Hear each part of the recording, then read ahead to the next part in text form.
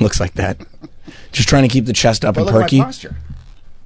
I'm going to tell you the truth. Troy told us, what was it, 2-3 weeks ago? At least. That he was wearing a back brace. And he was almost he bought the back brace on Amazon. It wasn't like I had thought a doctor told him you need to start wearing this back brace. I should have lied. Yeah, you should have. But you can't. You don't have it in you. I don't. I can't. You're an honest Because I don't want to get caught in a lie. Because, I mean, I can't imagine the work it would take to get me to wear a back brace day to day. Like a doctor You would won't have, even take medicine, No. let alone wear a back brace. a doctor would have to be, you're going to die of paralysis if you don't wear this back brace. And I go, fine. Can I wear it for like 3 days? No, 3 days is the most I can do. But Troy just took it upon himself. He's just sitting there kind of thinking, maybe I can improve my posture. But he's one of those guys, you know. Troy looks at himself all the time going, oh, I don't like this. Oh, maybe I could have a nip here. Maybe I could have a tuck there.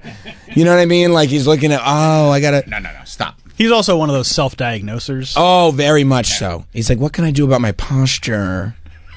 My back, I have back problems. My back hurts. You said you had a problem with your neck, your back. My pussy and my crack. Okay. Just making sure we had it all on the table. And you got a brace, by the way, for each one. Yes, I do. Yeah. Yep. No, I've had back problems my whole life. Right. I've had poor posture my whole life. You ever get a backiotomy? No, but I need one. Yeah. I remember I remember being in 8th grade and being like, why are you like that? Who said that? Kids. But they weren't talking about your posture. Yeah, because like There's I was a whole something bunch totally of different. a whole bunch of other shit they were talking about. No, because I was always tall. It was probably because he like every girlfriend that he's ever had before his fiance just looked at him and was like, "Why are you like this?" And he was like, "Well, you mean my posture?" And they're like, "What? No, not your posture. I wasn't even thinking about that. Why are you like this?" I'm getting the back brace. I've always had poor posture. Because like I was always tall. So Right. everybody was here. Like everybody in my grade was like here. Also, you know what irritates me? Tall people complaining about being tall. Oh, yeah. There's not one. Everything in life is easier for you when you're tall, except like, Except being a kid. It's tough being a kid. I'm so sorry. You got to join the basketball team and be an athlete. Basketball, sorry. What are you talking about? You could have. No. I mean, I could have. I shoulda, coulda, woulda. Right. You know? Right. Yeah, I don't want to hear anybody. No, going like, oh, Yeah, so now it's great being tall. So hard as a kid to No. be tall. When all What do you your think is peers, bet- when everybody in the class is this tall, and you're taller than everybody, right. people, they make fun of you for that. I have no idea. Being the shortest kid in school, they said, Wouldn't hey, know. at least you're not tall like that freak over there. Come hang with us. Let's go date some cheerleaders. That's what they said to me. I wasn't dating cheerleaders, don't worry. Well, you had a whole host of other problems. You're shitting your pants. That came later. Sorry.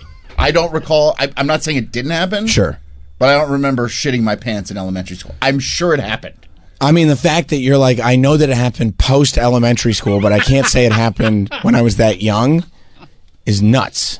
You know what I I'm mean? just saying I don't remember it. I'm not saying it didn't happen. Because it was so long ago. Yeah. And I blocked a lot of that out. Sure. It was just horrific. Well, you were tall. You were taller than most. It must have been next to impossible. Well, they would call me grasshopper legs. You're kidding me. No. I couldn't think of anything worse. Are you still with us? Not grasshopper legs. Grasshopper legs, bro. You just go home and cry? Look Yeah, I at didn't want to hear that. set grasshoppers on Well, fire with magnifying That's glasses the in your dumbest backyard. insult, by the way. If Grasshopper somebody said, legs? "Hey, grasshopper legs," I'd be like, "That's stupid." Yeah, what's Well, up? now it is. What's up, shit for brains? That's Yeah. what I'd say to them.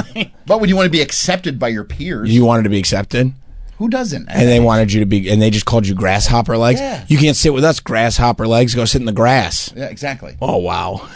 So it was tough. Why don't you go jump around in the backyard, grasshopper legs? And you're like, I don't have one retort. I can't come back with anything. Right. I don't know what else to say. Right. People ask how the weather up there was. Yeah. I remember that one. They're like, oh, what's the weather like tomorrow? Let's ask old grasshopper legs. Hey, short kid. Hey, fat kid. Come hang with us cool popular kids. Let's go make fun of the tall kid. So that led to bad posture. Right. What led to bad posture? He would put his head down because he'd be mocked so Well, much. I would want to try to fit in with them, so I'd be like this. Right. You'd be hunched over. Plus, you had to go upstairs and ring that bell. The bell. You didn't go to school in Notre Dame? No, I did not. No, You know I what I did was not. talking about. I got it, took, of yeah, course. I honestly, I like that it took just a second. So now here we are, and now I'm walking around the city. You think they ever called him Quasimodo? Oh yeah. Yeah. And then I see all these old people hunched over like this. Right. And I'm like, that's where I'm headed. Right. They were also called grasshopper legs growing up. And now look at them. But now they got these hunches on their back and they're like staring at the ground. Right. Look And like I'm like, Igor. I got to reverse course. Right. So Right. is that helping? This? Yeah. Look at me. You look I the see no same. difference Yeah, whatsoever. you look exactly the same. Also, by the way, up until you said something, I never was like, one thing about Troy, he's a guy with bad posture. Yeah, I never occurred to me once. Okay. I did 3 times behind your back tell Travis, let's start calling him grasshopper legs. So I'm glad we didn't start that because that would have been a sensitive thing. It's a hot topic. Yeah, I wouldn't have said. I'm glad we didn't say that. But no, like I've known you for how many years? Almost 20. Right. 15? I've never thought it. I've never heard one person say, Troy, oh, he's a guy with bad posture. Okay. Well, I'm telling you, I have bad And I've also never thought like, oh man, that kid probably had it rough when he was growing up. No. He's so tall and he's handsome. another one of those handsome, tall kids. That must have been. I wasn't handsome. No? No. That's too bad. How'd they know? Huh? Your face was all the way up there. Exactly. How could they even tell? But so anyway, so now here we are, and I got to fix my posture, and this is like I'm going to start standing more. I wish I could get one of those elevated things so I could work like this. A standing desk? Yeah. With a motor on it? Put your computer on a box. You could just get a Where am box. I going to get a box? I Yeah, that's don't a know great where point. you would ever That's get a great box. He's right. No, impossible to find. But you need to rest your wrists. Right. You don't want to get carpal yeah. tunnel. Because then you'll be walking around with wristlets that you bought on Amazon to try to correct that ailment. Okay. Because you get them the next day. I could get it if I order right now. I could get it this afternoon. What do they That's usually amazing. come in? The stuff from Amazon? Yeah. Good question. This actually came in a little package. He figured it out. This came in a little package. You're not going to fall for his nasty tricks, are you? I am on this guy. Oh, yeah. He thinks he's so I see this smart. guy coming a mile away. He thinks he's so smart. He's Mr. Slick Talk. Yeah, he Get a is. box. Mr. Slick Talk over there. Meanwhile, Troy's still trying to figure out, why would I ring the bell? What bell? What does that mean? Let me Church? Let me Google it and see what that means. AI's got nothing for me. So, aren't these like ergonomic chairs, like designed for? These are the worst. These are the worst chairs. They are. These chairs? These are like standard office chairs. I'm not comfortable sitting here. You're not. Do you think that's you because think- you're not comfortable in your own skin? I mean, I'm fine. Oh, okay. That's Because nice. well, you're buying back braces on Amazon because they made fun of you in 3rd grade. So I just don't know. No. I was going to ask if you're not comfortable in the chairs because your posture is so bad Yes. that it's like those are good chairs. I mean, if I was able to sit, look, I can't even. It doesn't even. You also have a tendency to break those chairs. It doesn't lock. Like I don't know how You to can lock make it lock. All right, show me how to lock this chair so I'm in this position right here. And I even mean, if you're in that position. But I can. This little But don't you? I wanted to stop. Oh, Look, I don't want to do this. So Yeah. then I don't know, and I've never- And then I watch these videos you post, and I'm like, I look like this. that's what I mean. You're going like you watch the videos from a very a vanity centered space. I could obviously say, hey, that's me hunched over a computer like this in the phone is probably not good for my posture. Right. I can't. Really, it should be. This is the way I should be working. Right? Yeah. Standing. I'll Straight stand, back. I'll stand. Straight back. Yeah. Yes. So it's not good to You got work at good a computer. posture. Huh? You got good posture. Thanks to Amazon. They hooked it up, huh? Did. Yeah. Yeah, I might order another one. You put it on every day? Yeah. Wow. I couldn't wear it on the plane though. It was rough on the plane. Because it's not that comfortable? It's not comfortable. Right. I had to it looked like when like a girl takes off her bra with her Oh, shirt on. like, and then through the sleeve it comes. Yeah. Yeah. Yeah. I had to do that on the plane. Did you wear it in Florida? I didn't. You wouldn't wear it in Florida. No, Florida, I'm in a whole different mode, bro. Because if people saw you putting that back brace on, they'd be like, "Don't Fauci my Florida." But I was threatening Clarice. I might start wearing my back brace on top of my shirt in Florida. You know what you do in Florida? What? Go to the beach, no shirt, back brace. Because how great would it be to have a tan line in the shape of a back brace? That's funny. That's funny. That's really funny. That might be something to do next trip. That. I might do that. Yeah. Yeah, but I might start wearing it on top of my shirt to kind of show it off a little bit. Because like in Florida, it's like a whole different. Nobody cares. Right. And they almost would, like, if you're in Florida and they you're acting like it's a flex. Yeah. They go, "Oh, this must be the a new flex. thing. Like, this must be a good thing." Yeah. This you must look be great. Yeah, this might be like the new thing is wear this on the top of your shirt. Did you think about going to a doctor, or you figured Bezos got it? Yeah. I don't feel like I need to. I do yoga pretty regularly. But you still got bad posture. I do. That's crazy. But I'm looser though. Oh. So that's why I'm hoping the back brace kind of straightens it out. Yeah. But doesn't yoga like make your back stronger? The muscles strong. It does. Yeah. And I do a lot of back bends in yoga. So I'm trying to like even it out. And still, you're hunched over the laptop. I'm doing better. I'm doing okay. Well, you got the brace. Well, it's got to correct it. I need correction. That's right. That's right. So I think everything's going great. Travis said, he told me like a month ago, he was like, Troy really needs some correction. I said, you're talking about the posture, right? He was like, what? What do you mean the posture? Well, I'm glad things are going well. I'm glad it's working. Yeah, and I think I'm going to start standing more, if you don't mind. I don't mind. I don't want. I don't mind facing me, so I don't know if you're like. It makes you nervous that I'm just standing now. Does it make me nervous that you're standing? No, I think it's kind of funny. Stop worrying about what Sam might. Sam could not care less about you. In the nicest way. If I tried, I could care less. I mean, why does he always go to hurt feelings? Yeah. You know what I mean? Just relax, dude. But you didn't right? want him. You didn't want him to switch seats because then he'd always be looking at you like you think he's just going to be staring at you the whole show. To be honest, I have Troy's a sensitive guy, and I have trauma. I have trauma. There's no more trauma. Exactly. Everything's fine. It's a safe space. Now- I stand half the time. Yeah. Yeah. Everybody Sam. You ever see Sam giving me weird eyes? Like, what are you standing for? I mean, the weird eyes are for something else. If we hadn't had this conversation and to start the show today, somebody said, Sam, make a list of whether people sit or stand in the studio. Yeah. I just stare at the paper. Yeah. I'd have no clue. Yeah. I wouldn't know how to to answer. you that hard. And you know what? Even after this conversation, if you ask me on Monday, does Troy sit or stand? I go, I don't know. I have no idea. Well, I just don't want to be. It's like when they asked whether Stanley had a mustache or not. Right. And everybody's like, fuck. I don't know. I have no idea. I don't think I'm out of line by saying I don't want to be a distraction. You're not out of line. You're never out of line. But you're also not a distraction. And you don't think Troy standing instead of sitting would be a distraction for you? You wouldn't be able to do a show?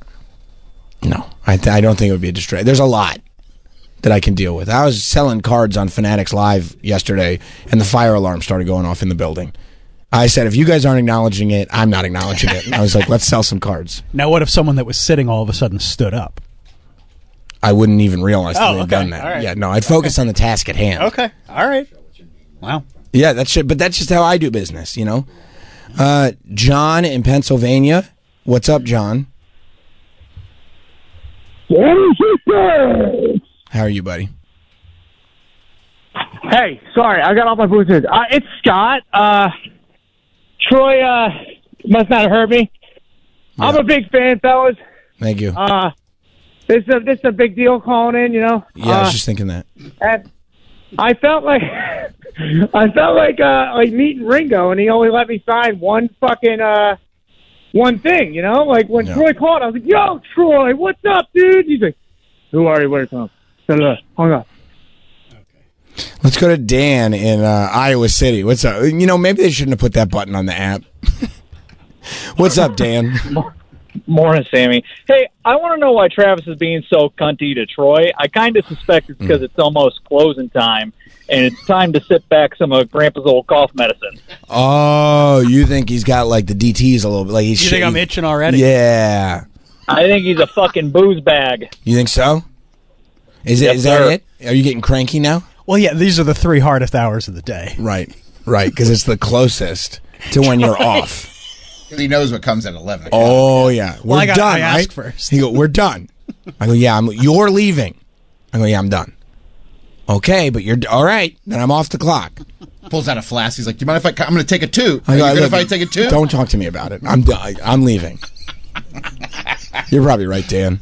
Did you consider that, Troy? What's that? When Travis was hitting you with that attitude, that maybe that's why? You know what? It just Like it's coming from a different place. Yeah, like he's been. I feel like Monday, Tuesday, Wednesday, he's been pretty nice. We came off of vacation, but he's like itching to hit the bottle. Yeah. So it's like, I don't take it personally because I know there's a real issue. It's his problem. Yeah. You know, he can make it seem like it's your problem, but it's his. Yeah. You know, it has nothing to do with You're the a bigger back man in brace. this situation. And I appreciate that. And I'm Don't bring up the fact that he's tall. No, it's a it's sensitive not- thing. it's not- You said he's a, well, no, because you said he's a bigger man. I thought you were. I meant, you know. You're a bigger why man. are you going like this? Does that mean tits? with the tits. You know what you look like? A well endowed female grasshopper. like a Pamela Anderson grasshopper. A grasshopper with big titties. Just taking cheap shots. Sorry. That hurt? A little bit. Yeah, I'm sorry. I shouldn't have brought it up. I shouldn't have You said guys it. are my friends. I shouldn't have. No, you're right. You're right. But, I mean, friendships are being destroyed across this great land. I told you yesterday, we were talking about Elon and the fact that he doesn't like this bill. I said, it's not the bill. This is emotional. This is like he's fighting against the bill too hard. Yesterday, I mean, he went old school Elon, just non-stop on Twitter. And maybe he does hate the big, beautiful bill.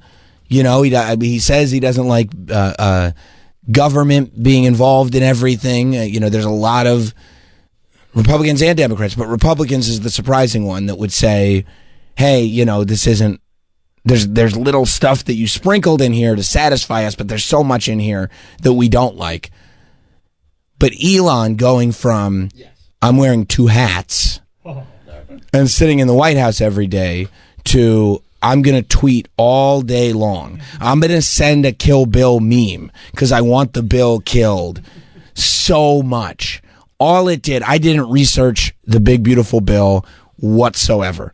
All I started doing was thinking about what could have gone wrong between Trump and Elon. I mean, this is the move. I will listen to any theory. Anybody that wants to do a docuseries, anybody that wants to do a loosely based on facts biopic, anybody that wants to tell this story, I'll listen to any version of this story. Because it's been 6 months. 6 months, and it went from the best of friends to I'm fighting to the point where, did you see the Speaker of the House talking yesterday? They said, Mike Johnson? He looked like a Johnson. They said to him, like, did you talk to Elon? Because Elon's been on Twitter going nuts about this. I think it was the Speaker. And he said that he mumbled. I think he realized that he said the quiet part loud because he mumbled. He was like, no, I called Elon. He didn't pick up. And I was like, wait, what did you just say? Elon didn't pick up? He's not answering your phone calls? Is that what you're telling me? He was like, no. You know, Elon, we've disagreed on a lot of stuff before. It's all good. It's all fun. You know what? But I was like, but he didn't pick up your call, dude. He did not pick up the phone. Okay? And it didn't sound like he just called him real quick before the press conference. It sounded like he called him a while ago. And not only did Elon not pick up, he didn't call back. And that's a high-profile person. Yeah, they broke up. Like, Elon's like, I broke up with Trump, and I don't want to be around any of his friends either.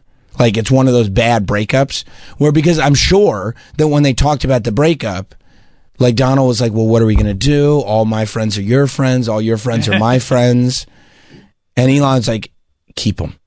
Keep all the friends. I think Elon's also pissed because I think we were on vacation, but he did some sort of interview with somebody on Zoom, and they asked, like, about his political funding and stuff like that. And he said, I'm done putting money into politics. And they're like, why? He's like, I just think I've done enough. So I think he's very upset that his unlimited funds didn't get him what he wanted. Yeah, I think at some point, even the very wealthy, even the very tall have to. That was Troy when he was getting laughed at in the parade. Even the very tall have to drive automobiles. But yeah, I think Elon. All rich people must get there, right? That, like, you realize that when you have unlimited funds, there are people that are taking advantage, like being nice to you, so you just keep spending and keep spending and keep spending, and eventually maybe you realize you're being a little used. This was Mike Johnson yesterday. I'm trying to follow every breadcrumb. And like I said, it is not at all for the politics of it. It is for the human drama of, I love human drama. People. I talked to Elon on Monday. He made this 180. What do you think changed? Why do you think he's coming out against this now? And have you spoken to the president and Elon since the infamous tweet? Well, I'll tell you, I called Elon last night and he didn't answer. Bro, last night? I called Elon last night and he didn't answer. Why would you say that? Why would you announce that? Trump is probably going to pull him into the office. Say, here, have a Big Mac, first of all. And then go, why would you say that Elon didn't answer it last night? Last night. It's the morning now. That means Elon not only put you on ignore, but was like, I'm not even calling that asshole back. And he's the Speaker of the House. I mean, look, politics aside, if the Speaker of the House called me, I'd at least call him back. I mean, that's a big deal. But something happened, man. So, I wonder too, I started thinking even more. I wonder if somebody else came in and Trump started paying attention to them. Like, maybe there was a new person that Elon sensed that Trump was kind of being best friends with them. I don't know who it would be. But that Trump was like, that's my new favorite person. And Elon was like, hey, we should stop hanging out with that person. And then Trump was like, no, I don't want to stop hanging out with that person. You know and who I think it is? Who? Little Marco. You think Marco Rubio stepped up? Marco's been so cozy and he's a politician. There's a big difference between being a billionaire and being a career politician. Even Trump, being this cult of personality guy, is not a career politician. Marco Rubio is one of the great survivors of all time. Like, this is a guy who outwit and outlasts. That's how much of a survivor he is. I mean, he probably did. He probably was laying in the cover. For a second, it looked like him and JD were the ones that get made fun of. And I'm sure JD was like, this sucks, dude. And Marco was like, don't worry about it. Like, I see what's happening. I see all the dynamics at play. Let it play out. Give it time. This is why you're a career politician, because you put years and years and years into the game. He's being a very loyal Secretary of State. He's doing all of Trump. He's towing the company line. Tell me what the line is, boss. And I'll say it. Doesn't matter if I agree or not. I'm going to say it. And when he teases him, he doesn't tease back. No. Right? I'll bet. And he's not even teasing anymore. And will you stop teasing? Because if you tease someone and they don't tease, like if I tease Hot Dog and Hot Dog doesn't tease back, and then I tease you, and then you start getting a few little shots in, I go, fuck Travis, Hot Dog's my guy. You know what I mean? Eventually you get, like, if you're an ego guy, you do, right? Yeah. Because you're like, I don't like when you hit back. Yeah, don't hit back. You shouldn't hit back. And I'll bet at one point Elon was like, yeah, maybe you should comb your hair. And Trump was like, what did you just say? No, just a joke about your hair. You're my best friend. We're best buds. We're best buds.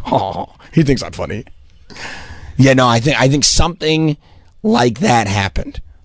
And then as that was in the air, then this big, beautiful bill thing happens. Elon does legitimately disagree with some of the big, beautiful bill and goes, and now he decides to speak up. But Trump knows that there's emotion behind this. You're not speaking up because it's just a bill. You're just because I can sense your feelings in this. And Trump doesn't like that. And so then they break up. It's crazy. By the way, some of Trump's friends do not like Elon. A lot of them don't. So they've probably been slowly poisoning the well, too. And they've been very vocal. Like Steve Bannon, like he is very vocal how much he hates Elon. And so maybe it's one of those things, too, where Trump starts to, like, see the things. Like, eventually, at first you're blinded by it. You know, all your boys tell you, like, she's not good. Well, because he loves attention. Right. And if the richest guy in the world is giving you unlimited attention, someone like Trump is going to be like, oh. I wonder if there was a moment, right, where, like, because I think probably what Trump really likes is the idea that the richest man in the world is asking him for advice, is asking him for approval. So all of us, because Trump would love to be the richest man in the world. We all know this. Oh, yeah. And so the fact that at least that sets off the power dynamic a little bit so that Trump can feel good about himself. I wonder if Trump gave Elon advice on business and Elon was like, come on, like, you know, like, you don't need to give me advice on business. I'm doing fine, trust me. And it upset Trump. But yeah, Troy's right. A lot of people close to Trump do not like Elon. And then he started to see, like, when all your boys are like, no, she's using you.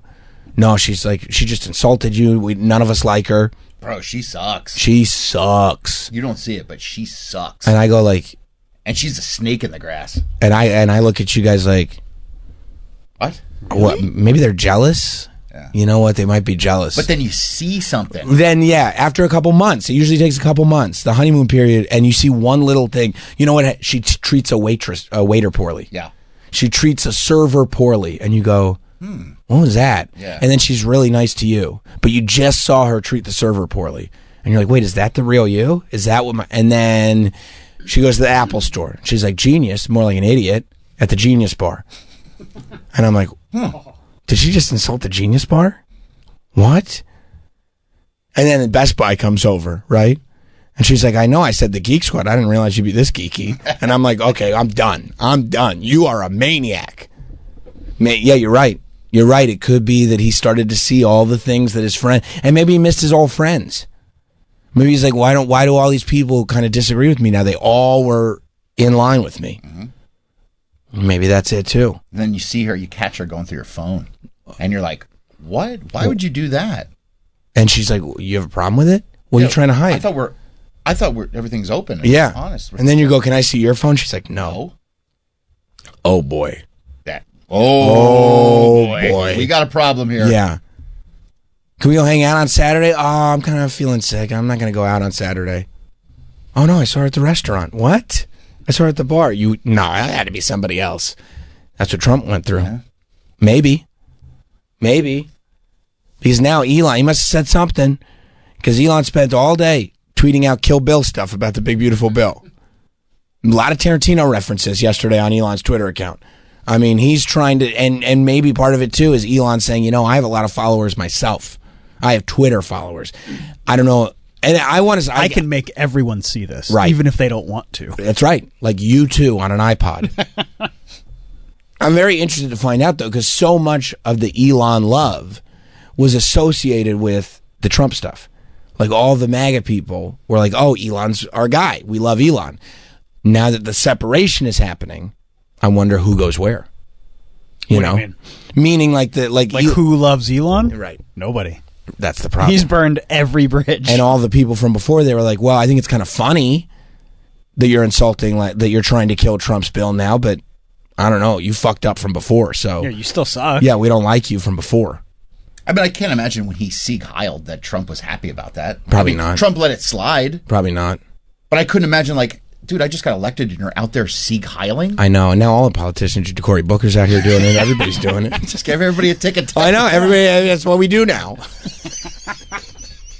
It's crazy. I never thought we'd see the day. It's insane. Look what Elon started. Maybe that's what it was. Maybe Elon was like, oh, I can't believe they're saying this again. And Trump was like, well, it was kind of. I mean, you hit the chest hard. Yeah, that was a full. Then you did it again. And then you did it again. It was a clear diagonal. I mean, that was. It's like, what? Are you against me? Yeah, I'm very anxious to see how this turns out. Yeah, I thought we were just celebrating a great movie yesterday. Kill Bill? Yeah. Yeah, well, look, if that's what he's doing, I am on board. Yeah. Maybe he can get, the whole bloody affair released. That would be great. I'm Team Elon. Yeah, sorry I didn't get to the movie theater that one weekend. Yeah. And it was just that one movie theater. Like, if I can get the full thing, I'd love that. You can get that out. Put on a disc. I'll buy a Tesla. Yeah, especially if it comes with the disc. I don't want to buy both. Nah, yeah. Yeah. Free Kill Bill, the whole bloody affair with the Tesla. But it could be a yellow Tesla with the black stripe running across it. That would be sick. It'd be sick if you got the Kill Bill Tesla. That's probably, he might need to go in that direction where it's just like a lot less politics, going back to work, going back to products. People love products. That's the one way to get everybody off your back. It's the one way to make everybody forget about, all your insane opinions and stuff like that. It's just to put out good products that people like. Yeah, but he's not a creative guy. He invented the tunnel. He didn't invent any of this stuff. He invented a tunnel. He bought Tesla. He bought PayPal. He bought Twitter. He's not a creative guy. He didn't invent Twitter? No. He invented paying for verified. He made it a lot better. Oh, yeah. Well. He made Gronk. He made Gronk. He did make Gronk. And Gronk was better than the Google AI. Gronk was dead on balls accurate yesterday. So Elon did do something good. That's right. By the way, we're getting texts from Hot Dog yesterday. I don't think we've gotten them this morning, but yesterday we were getting texts from Hot Dog, and he was really dismayed at what AI was saying about him. Yeah. He said this AI is completely cooked. We need to retrain it. Because he started AIing himself. Okay. Looked good to me. Which is, by the way, even worse than Googling yourself is AIing yourself. And he said that he found, it said, Hot Dog is a recurring figure associated with the Jim and Sam show on Sirius XM. He's been involved with filming and video editing for the show. He's sometimes mentioned in a humorous or critical way regarding his work ethic or technical issues, with Sam Roberts having mentioned stopping using him for videos due to them not being delivered on time. I love that's that. accurate. I love that AI even knows. Which, by the way, also I didn't even put two and two together. Yesterday he was like, "Hey man, you're missing some of the uploads. I'm trying to get my quota of my clips done." I was like, "AI really got to you." That's why. He said that he kept looking it up, and then he sent. Oh my god! Oh my god! Oh, now AI is saying there's also a mention of the Knicks losing to the Pacers with the loss attributed to hot dog being a jinx, and suggesting watching a segment on Sam Roberts' show about it. Yeah. I mean, tell me that's a lie. It's not a lie. Not a lie. Our Google AI overlords know everything. It says work ethic / reliability. This is where much of the hot dog lore comes from. He has been frequently criticized by Sam and by the extension the audience for laziness, often perceived as not being diligent in his work, technical issues, using, quote, shitty cameras that shut off, which I feel like came from you, having technical difficulties during live streams, that came from me, and generally having mishaps with equipment. AI knows about when his lights used to go off during the middle of the YouTube show. Yeah. And missed deadlines. Sam Roberts has explicitly stated that he stopped using hot dog for videos because they were not delivered on time. And then Travis writes, AI is so smart. He's worried that a future employer is going to Google or AI or ChatGPT or whatever and find out. That's what it is. That's what it is. Yeah. That this could hurt any sort of future work for him. One says, okay, he asked AI, tell me a time hot dog made a good point. He's just trying for something at this point, right? And AI says, it's quite difficult to pinpoint a time when hot dog made a universally acknowledged good point. Largely because his on-air persona and role were often centered around his unreliability, eccentricities, and being the subject of comedic frustration.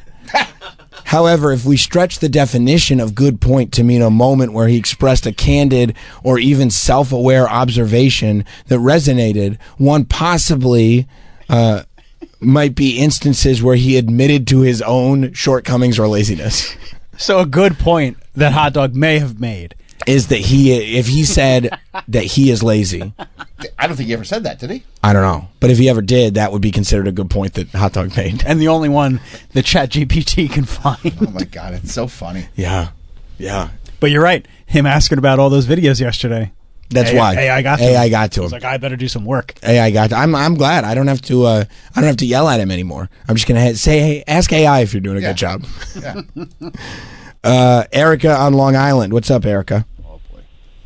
Hi, I just wanted to give you a quick call. You guys didn't do Toots Tuesday the other day. No, we didn't do Toots Day on Tuesday this week. There's a lot to catch up on. There was a lot to catch up on. I did intend to, because we could ask about Toots' holiday and everything in Florida. Obviously. And there was a lot of people were asking questions about what happened when we got to Florida. I don't know if you want to save it for Tuesday. Should we save it for Toots Day? It's your call. Tuesday. What do you think, Erica? Are you like, is this something that's going to, like, no pun intended, claw at you all weekend? Or No. But keep your voice for next week. That's all I'm saying. That's right. Shout out, Erica. You remember Erica? Oh, of course I remember Erica. Someone's Yes, calling a lot. and shots fired by Nikki yesterday. I caught that right. too. Remember Nikki? Oh, yeah. Because Nikki was sweating hard. That's true. But then a lot of the guys also were like, Yeah. I'm going to admit, I feel a little funny myself. It's going to be a cat fight on Toots Day. Yeah. Oh, I can't wait. Rare. I can't wait. Thank you, Erica. Well, then I will call in on Tuesday. Excellent. Excellent. We love it. Thank All right, you. thank you. Have a good day, guys. You too. All right, bye. By the way, Going to show up at your house. she doesn't just have to show up at my house. She could show up in person. Oh? Yes. Don't tell the morning mashup. But the haters are going to be mad about this one. We're doing a town hall. Oh! We're doing a town hall. It's the first, I guess, live thing that we've done with an audience since we started Sam Roberts' show at the beginning of the year. But we're doing a town hall with the cast of the new movie Deep Cover, live in New York City. And the cast is Orlando Bloom and Bryce Dallas Howard, hosted by yours truly. So, Damn. next week, if Hear you'd that, like, Erica? yeah, that's right. If you'd like to come by, see this zaddy sit down with Orlando Bloom and Bryce Dallas Howard, talk about this fabulous movie and so much other stuff. I think this movie comes out on Thursday. It comes out on A Thursday week from today. on Amazon Prime. So, of course, we'll play the town hall here on the show at some point, but you can be there live for it. If you're going to be in the New York area on Monday, June 9th. This Monday. So, yeah, that's this coming Monday. Just send an email to rsvp@SiriusXM.com. Include deep cover in the subject line and in the body of the email. Include your full name, age, city, and phone number. All entry requests must be received no later than 5 p.m. East on Sunday, June 8th, which is this Sunday. You can check our social, which is Sam Roberts SXM on X and Instagram for all the details. No purchase necessary to enter or win. Must be a resident of the continental U.S. and at least 18 years old to win. But it's going to be a big moment. It's going to be a fun time. Orlando Bloom. We were just talking about how much I want to have Bryce Dallas Howard on the show. Yeah. And we were just talking about Orlando Bloom and Legolas the other day. I think about Orlando Bloom all the time. Same. So it'll be great. I tell you what I'm going to ask him about. I know. They said I saw on the internet that I didn't know this, but there's a Lord of the Rings fan theory that Frodo Baggins does not know Legolas's name.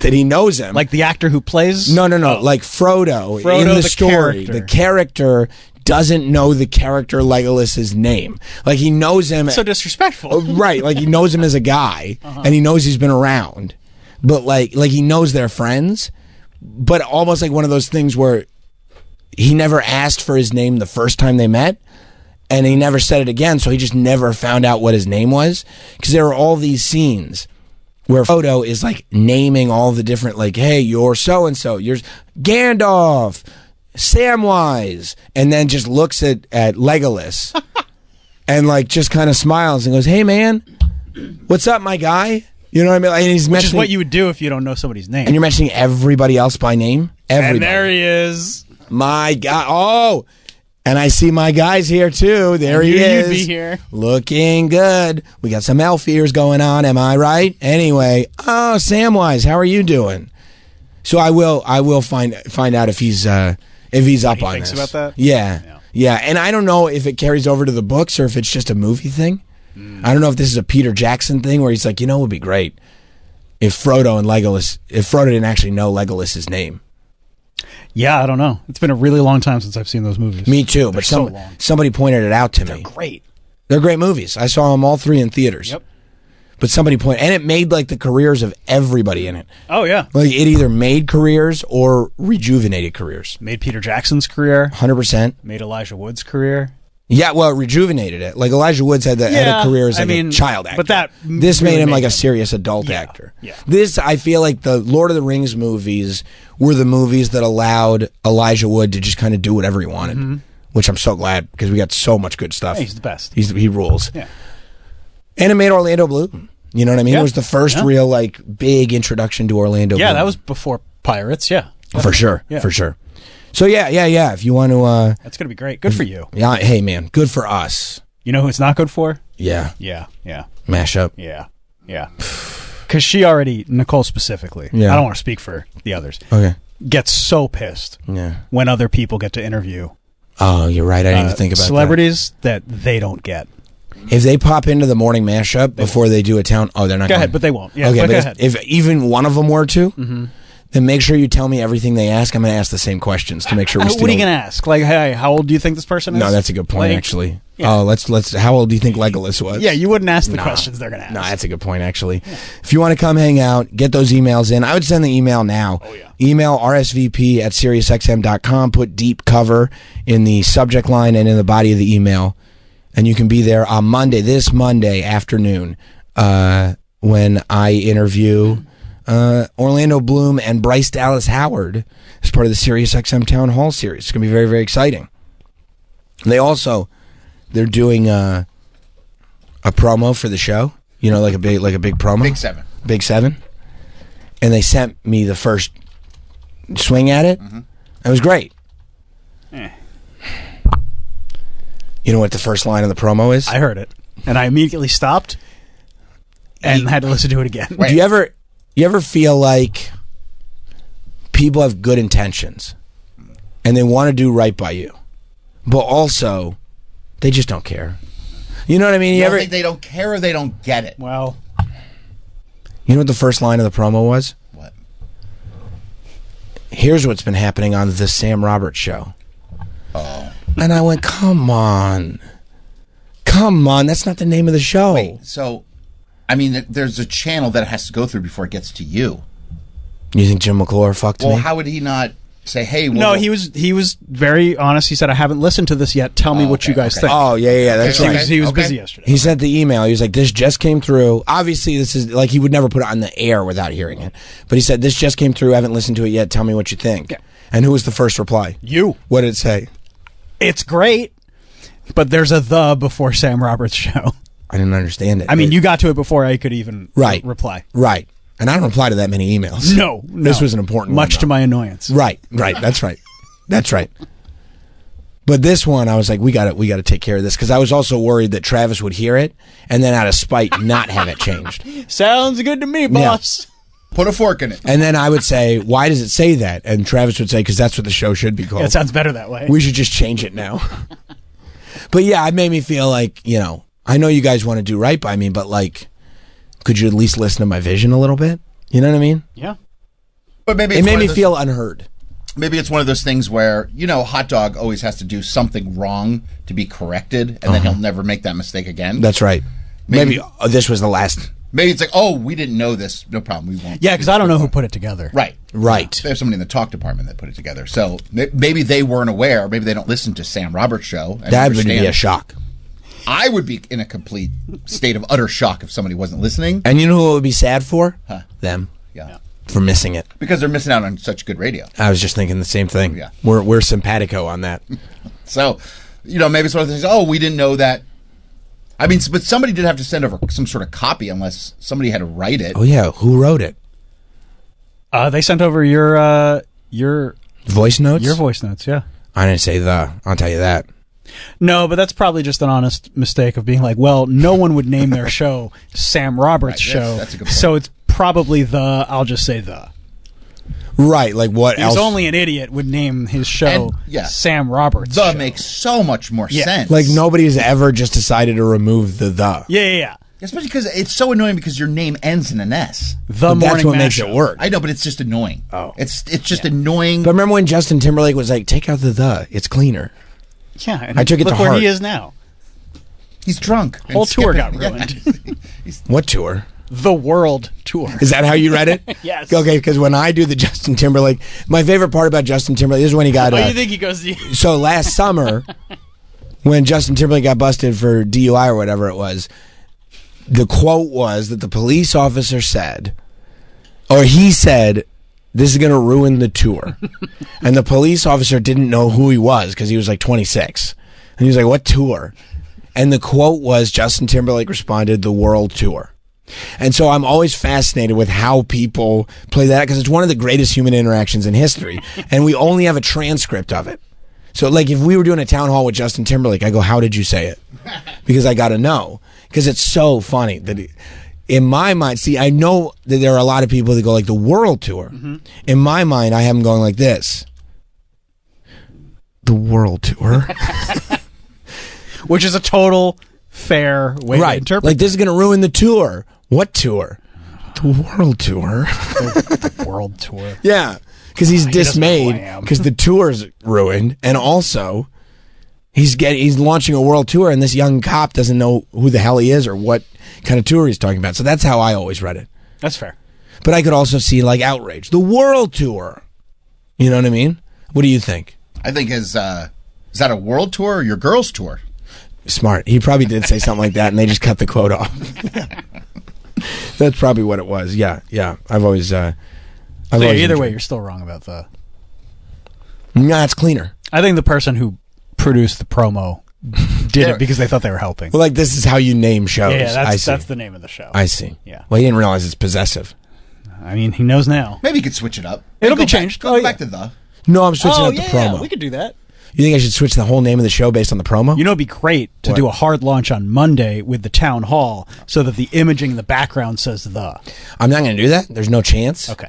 But it is nice that at some point, if the show really starts to take a dump, I could like relaunch it as the Sam Roberts Show. You know what I mean? It's nice to have that in the Great idea. pocket. Yeah. Like to call it Sam Roberts Show until the wheels fall off. And then once the wheels fall off, go like, hey, I've got an idea. We're going to rebrand. We're going to rebrand a whole new show. I mean, it's called the Dan Patrick Show, not Dan Patrick Show. Because there's no S at the end of Dan Patrick. If it was Dan Patrick's, that was his name.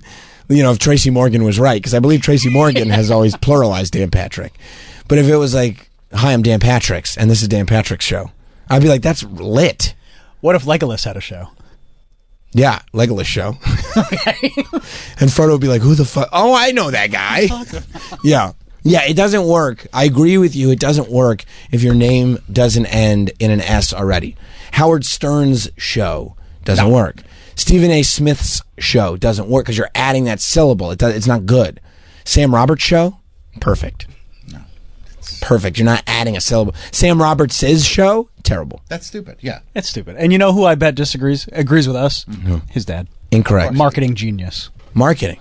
Yeah, Yeah. I think we wanted to know what your dad thought of this. You never gave us an answer. He didn't give us an answer because he knows what the No, answer I is. told you that my dad 100% is with us on the fact that it's grammatically correct. It is grammatically correct. And as somebody who works in advertising and marketing, he probably thinks we should have an apostrophe like mascot. You're saying We should probably. put Mike Montone in a big foam apostrophe suit every day. I mean, that would be funny. He thinks we should make T-shirts with just an apostrophe on it. That should be the symbol of the show, the possessive apostrophe, because nobody else has that. That's a good point.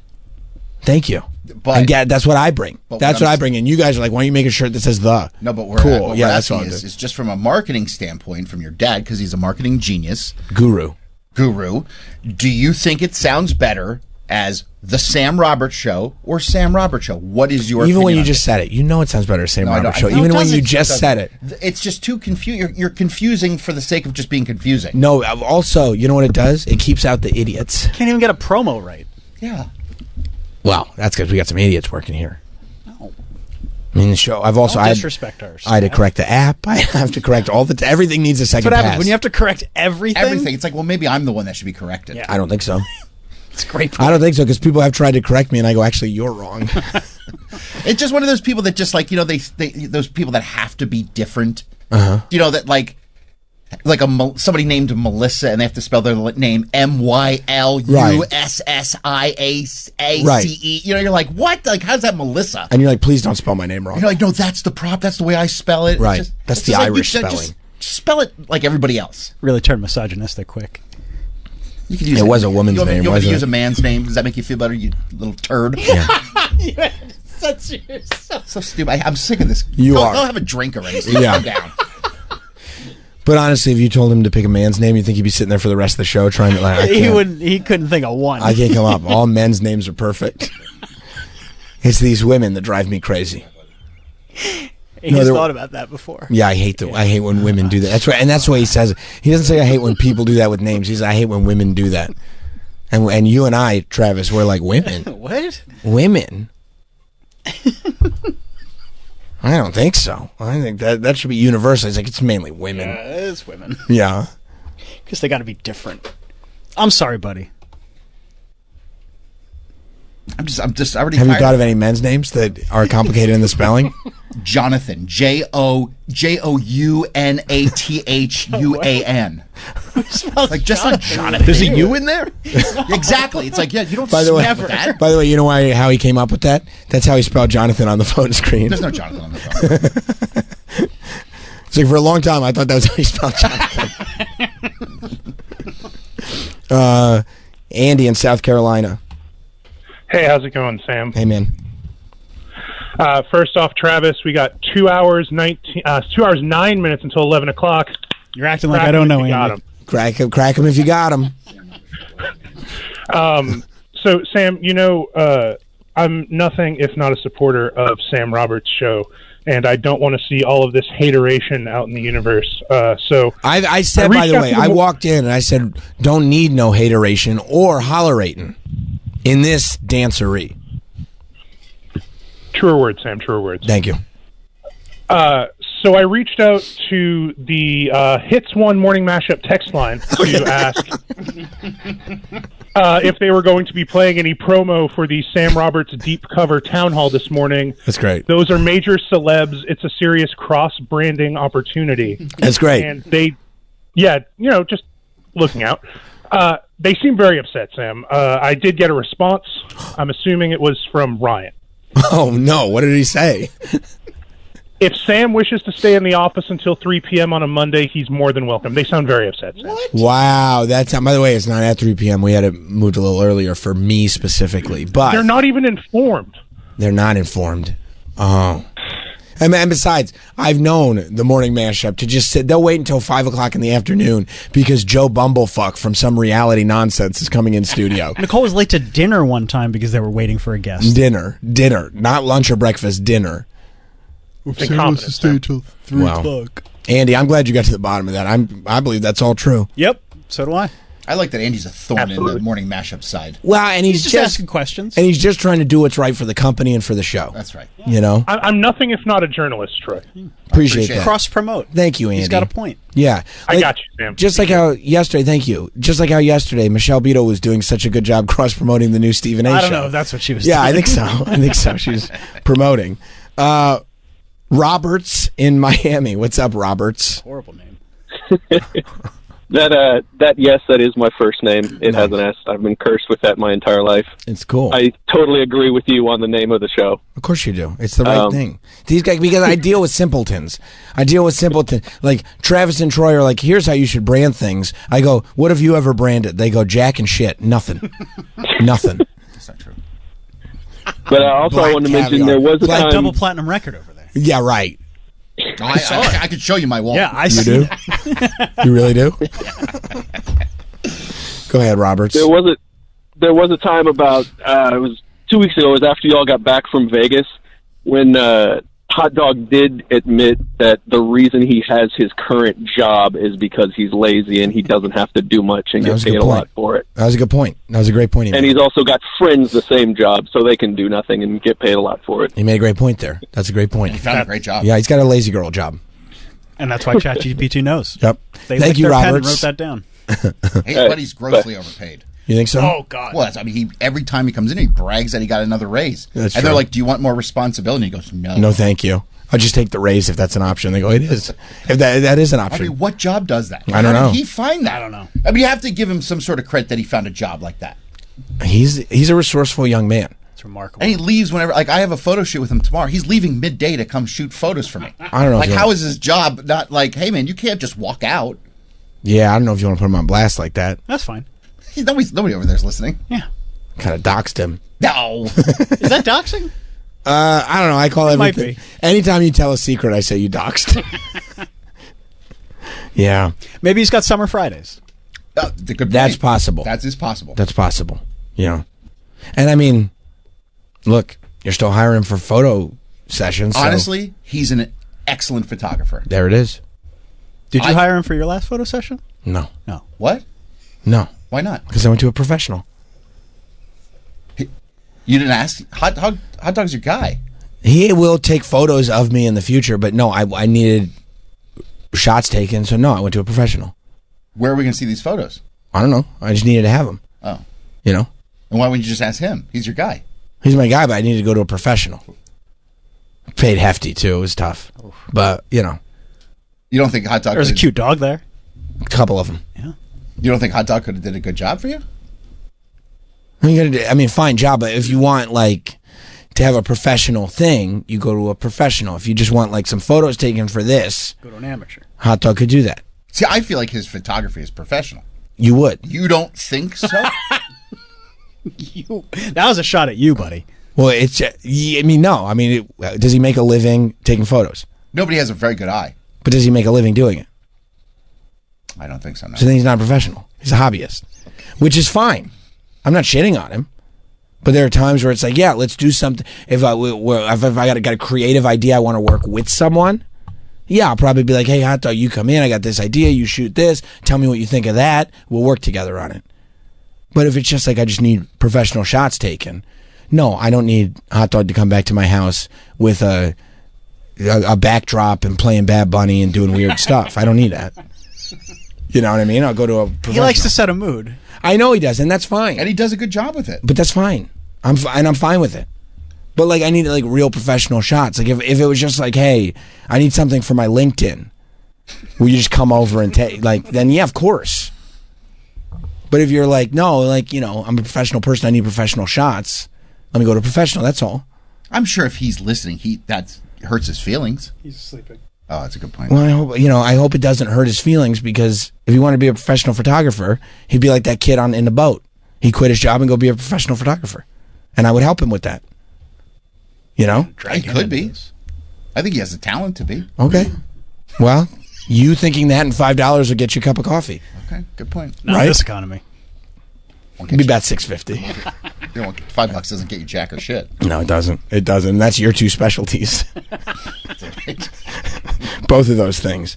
Yeah. You know, we have a big, I guess, weekend. It starts tonight. The NBA Finals start tonight. OKC and Indiana. And by the way, speaking of hot dog and everything, the Indiana Pacers coach also very surprised that the Knicks made the decision that they made with their coach. For the record, everybody caught off guard. But we have this... You thought it was AI. They posted it or whatever? Yeah. The Pacers coach? Yeah. He thought it was one of those fake AI things. Right. That they get Troy with a lot. Like, this is not a real article. And then when you realize it is a real article, you're like, what the fuck? How? Which I thought was weird because everybody saw it coming. No, they didn't. But yeah, so the game's tonight. I mean, unfortunately, I won't be watching with the same fervor. Why not? Well, it's not. The Knicks aren't in it anymore, you know? And also, It's going to be a good series. It'll be good. Like, but if I'm not emotionally invested, it becomes a little bit more difficult for me. I got to be emotionally invested in what's going on. I can't just watch and appreciate good play. All right. You know, that's not my thing. Although now I want the Pacers to win, which feels weird. That makes no sense to me. Wanting the Pacers to win, or it feeling weird? No, I'm wanting them to win. You never root for the team that eliminated your team. I know, but unless they're playing the Yankees. But your team, because you have two teams. I have one team. Well, you have the Orioles and whoever's playing the Yankees. Yeah. Oh, yeah. So if they become one of those, because that's my dad's teams too. Right. That's right. And you love the Rockies, but it's my favorite story in sports right now. The Rockies? Yeah. That they've lost like over 50 games. Oh, they're horrible. Yeah. I think they've played. Last I checked, they had played 59 games, lost 50. Okay, so they were 9-50. They have won a couple since then. They won their first series over the weekend. So maybe like 12-50. Around that. Okay, cool. Yeah. Cool. But good for them. I'm historically bad. I'm gonna be watching them because it won't take long. I don't have to watch the postseason at all. No. They'll probably do a mercy rule and let them have the second half of the season off. Like once it starts getting like late August, they'll probably let them go home. Is this mid-game that we're looking at this photo of the Rockies baseball stadium? Probably. Oh my gosh. Yeah, there is I wouldn't be surprised. Nobody in that building. No. They had an announced attendance of 5,894. Is it how many? Yeah, they're 12-50. 12-50. They're only 25 games out of first place. 20. Right now. Oh my God. Less than 6,000 people in the audience. And what is that stadium? Is that like Coors Field? Yeah, is that fits like a lot. More than say 11,000? Yeah, I think so. so. It does. Yeah. Their run differential is 181. That means that the teams they've played have scored 181 more runs than they have in those games. Oh my gosh. You usually want to have a positive run differential or close. Close. Somewhat close. Wow. I mean, man, I almost feel like at this point, so many. It would just, because the tickets have to be dirt cheap. Yeah. I'm sure you can literally sit wherever you want. I bet $20 gets you into the building and nobody cares. You can go sit wherever you want. You don't have to pay attention to the game because you're going to lose. So it's almost like just going for a hang. How's the weather? That's actually in Miami. That's Miami's stadium? Yeah, see the M? You're right. Yeah, but I mean, Miami's terrible too. They're in last place. That's two last place teams. Oh. So and Miami doesn't have strong. Is Miami doing worse than No, nobody's done worse. That's what I was thinking. Yeah. So I was thinking that like if you're in Miami, you might actually win the game. No, Miami has an extra 11 wins. Right. So they're 23 and 37.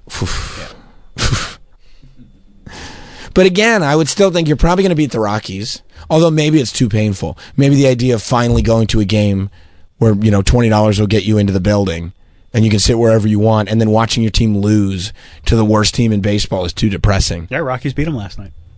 Wow. Mm-hmm. And I believe the night before. And Miami is like perfect weather right now for a baseball stadium too? Like in the That's nighttime? a dome, I believe. Oh. Yeah.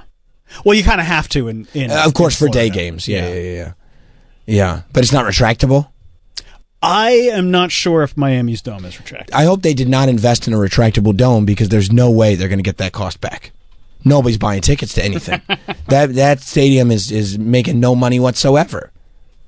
Oh, it's not domed. I'm sorry. Oh, that's great. It's not a full dome. It's a retractable roof. Yeah. Okay. Wow. Yeah. Open for day games on nice days. Closed. Yeah. Okay. Yeah, but do you think it's like movie theater rules where, like, if there's only 5,000 tickets sold, they're not opening the roof regardless? Because it takes effort. Like, what are we going to do? They tell whoever flips that switch, they just tell them to stay home so they don't have to pay them. Yeah, you don't have to come to work today. No, can I get a guaranteed salary? No, absolutely not. Oh, the hot dog manufacturers must hate that place. Yeah, I'm sure they just close the upper deck completely, and anybody that's got upper deck tickets, they just tell them to go find a seat down. I'm telling you, bro, because that's how it works. It's got to be just go sit where you want. Yes, you know. Yeah. It's like when popular teams do standing room, and you can buy a ticket to get in the building, but you don't have a seat. But this is like you also can sit wherever you want. Find a seat. Yeah. Scott in Virginia. Hey, I seen something. Even though they sold 5,000 tickets, that doesn't mean there was 5,000 people in the stadium. That's true. There was a picture I seen on Twitter that had 137 people in the stadium. Oh my gosh, because probably a lot of season ticket holders that just automatically buy season tickets but then don't bother showing up to the game. There's probably corporate seats that, like, at this point, or promotions. Right, if you're trying to impress a client and give them tickets to a Marlins game, they're going to be like, I don't want this. Yeah, there's not 5,000 people in that building that we're looking at right now. It says a staggering... Go ahead. The Twitter post I seen, it said there was 137 people in the stadium. Wow. Thank you, Scott. I would love to go to a baseball game in a full baseball stadium with only 137 people in it. Go to Miami. I might. That seems like the funnest thing ever. Like, what's even... Does it look like a mall that's about to go out of business? Do they still open the concessions? I would assume in games like that, there's very limited open concessions. I mean, I've been to games where, certain parts of the park aren't open. They just shut it off. Yeah, because there's no reason to. There's no reason to have, like, every concession stand open if there's only... You could have one concession stand open. I mean, you would probably have two, but yeah. Yeah. Yeah. No. This was like, I mean, when Montreal lost the Expos during that last season, I mean, you could just hear people talking in the crowd. Oh my god! Because there's nobody there. Did they know they were leaving? Like, did they say in advance? Yeah. So that's why they lost interest. The team had been sold and they were moving to Washington. See, that's great because then you could yell at the players and they're hearing every word. And you would hear it on TV. Like you're just yelling out, "Hey, you suck," and no one's here. If you did that in Miami this week, everybody would hear you. You stink, and no one's here to see you. You see that one Darryl Strawberry teardrop coming down the cheek? Darryl. He's crying. No, they're bad. Eric in Colorado. What's up, Eric? So the Mets have a great chance to improve their standings this weekend playing the Rockies. Oh. And I really and truly do wish that tickets were dirt cheap, but unfortunately 19 rows up behind home plate at the Rockies is $100 a seat. Well, couldn't you just buy a cheap ticket and then just go wherever? Probably not. I would try it, dude. Even the nosebleed seats are $20, so. I would get a $20 nosebleed seat and just assume they're going to let you move up because they don't want a bunch of empty chairs on TV, right? Oh, they don't care. Well, they don't care. I mean, you can't hide. Yeah, they really don't care. They really don't care. I mean, at this point, and yeah, most people I think do go to the game anymore just for the hang. Then here in Denver, there's a lot of bars right around Coors Field. So, people will be there by the 7th inning. Once they realize they're getting blown out, a lot of people leave and start heading to the bars. And I'm sure there's more Thank people you, at Eric. like New York games, Yeah. like when Yeah. the Mets or the Yankees come to town. Like they'll sell some extra tickets because those teams Big teams. have followers across the country. I mean, but it's so funny. Just the idea of being in a stadium like this while the game's happening. It's like the 6th inning. You just look at your buddy and go, "You want to get the fuck out of here?" Yeah. And you can hear on camera the seats folding up. Hey, where you going? Oh, Chris the teacher. What's going on, Chris the teacher? Hey, good morning, guys. Been a while. Morning, buddy. How are you? Good. I heard you guys talking about the Rockies. I'm actually heading out tonight for Colorado to see the Mets series in Colorado this weekend. Is school tomorrow? That dude. Yeah. No, Eid. Oh, right. What? Oh, good. Good. Yeah. Giddy up. I love it. I'll eat it up. That guy saying $100 in the 19th row needs to come to me because I get it for $45, 19 rows behind home plate for the Rockies games. If he's going, tell him to find the teacher. And I got a great line if you want to get in on some action. Yeah. Plus, the whole trip's going to be free with all the money Chris is going to make. Oh yeah. So you're going out to Colorado for the game? Yeah. I've seen the Mets play in 37 stadiums. I've seen them play in Colorado already, but they haven't. My kids haven't, so I'm taking them out. That's fine. And that's great. You're getting tickets for all of them. Look at you. Oh yeah, it's. I'm looking forward to it because there's not going to be anybody there. We bought tickets far. We bought tickets far behind the dugout. We're just going to move up because there's not anybody there. 100%. And the area around it's awesome. And I'll give my kids some edibles, and everybody's going to be happy. That's perfect. That's perfect, Chris. That's what everybody wants to do. I also love that, like, you raise kids. Like, imagine having Chris the teacher as a dad, because he's like, Chris is clearly loves a scam. And I always think it'd be beneficial if I grew up with a dad who liked to just scam all the time. You know what I mean? Because then you learn all the scams yourself. Well, like, I don't know if you know Gary Veter and his dad, the whole story about him and his dad. I don't know about the dad. Oh, really? His dad fake media credentials and got him into the Garden for some of the biggest games in the history of Madison Square Garden. That's so funny. It's a good podcast that he has. He chronicles the whole story and he reconnects with the father. That's great. But what the fuck was I going to say? But yeah, the kids like it. But I was going to try to take a picture this weekend because my dogs, I told you, they hide when sports are on TV. Right. But I can't get a good picture of them hiding in the crate with the TV on behind it.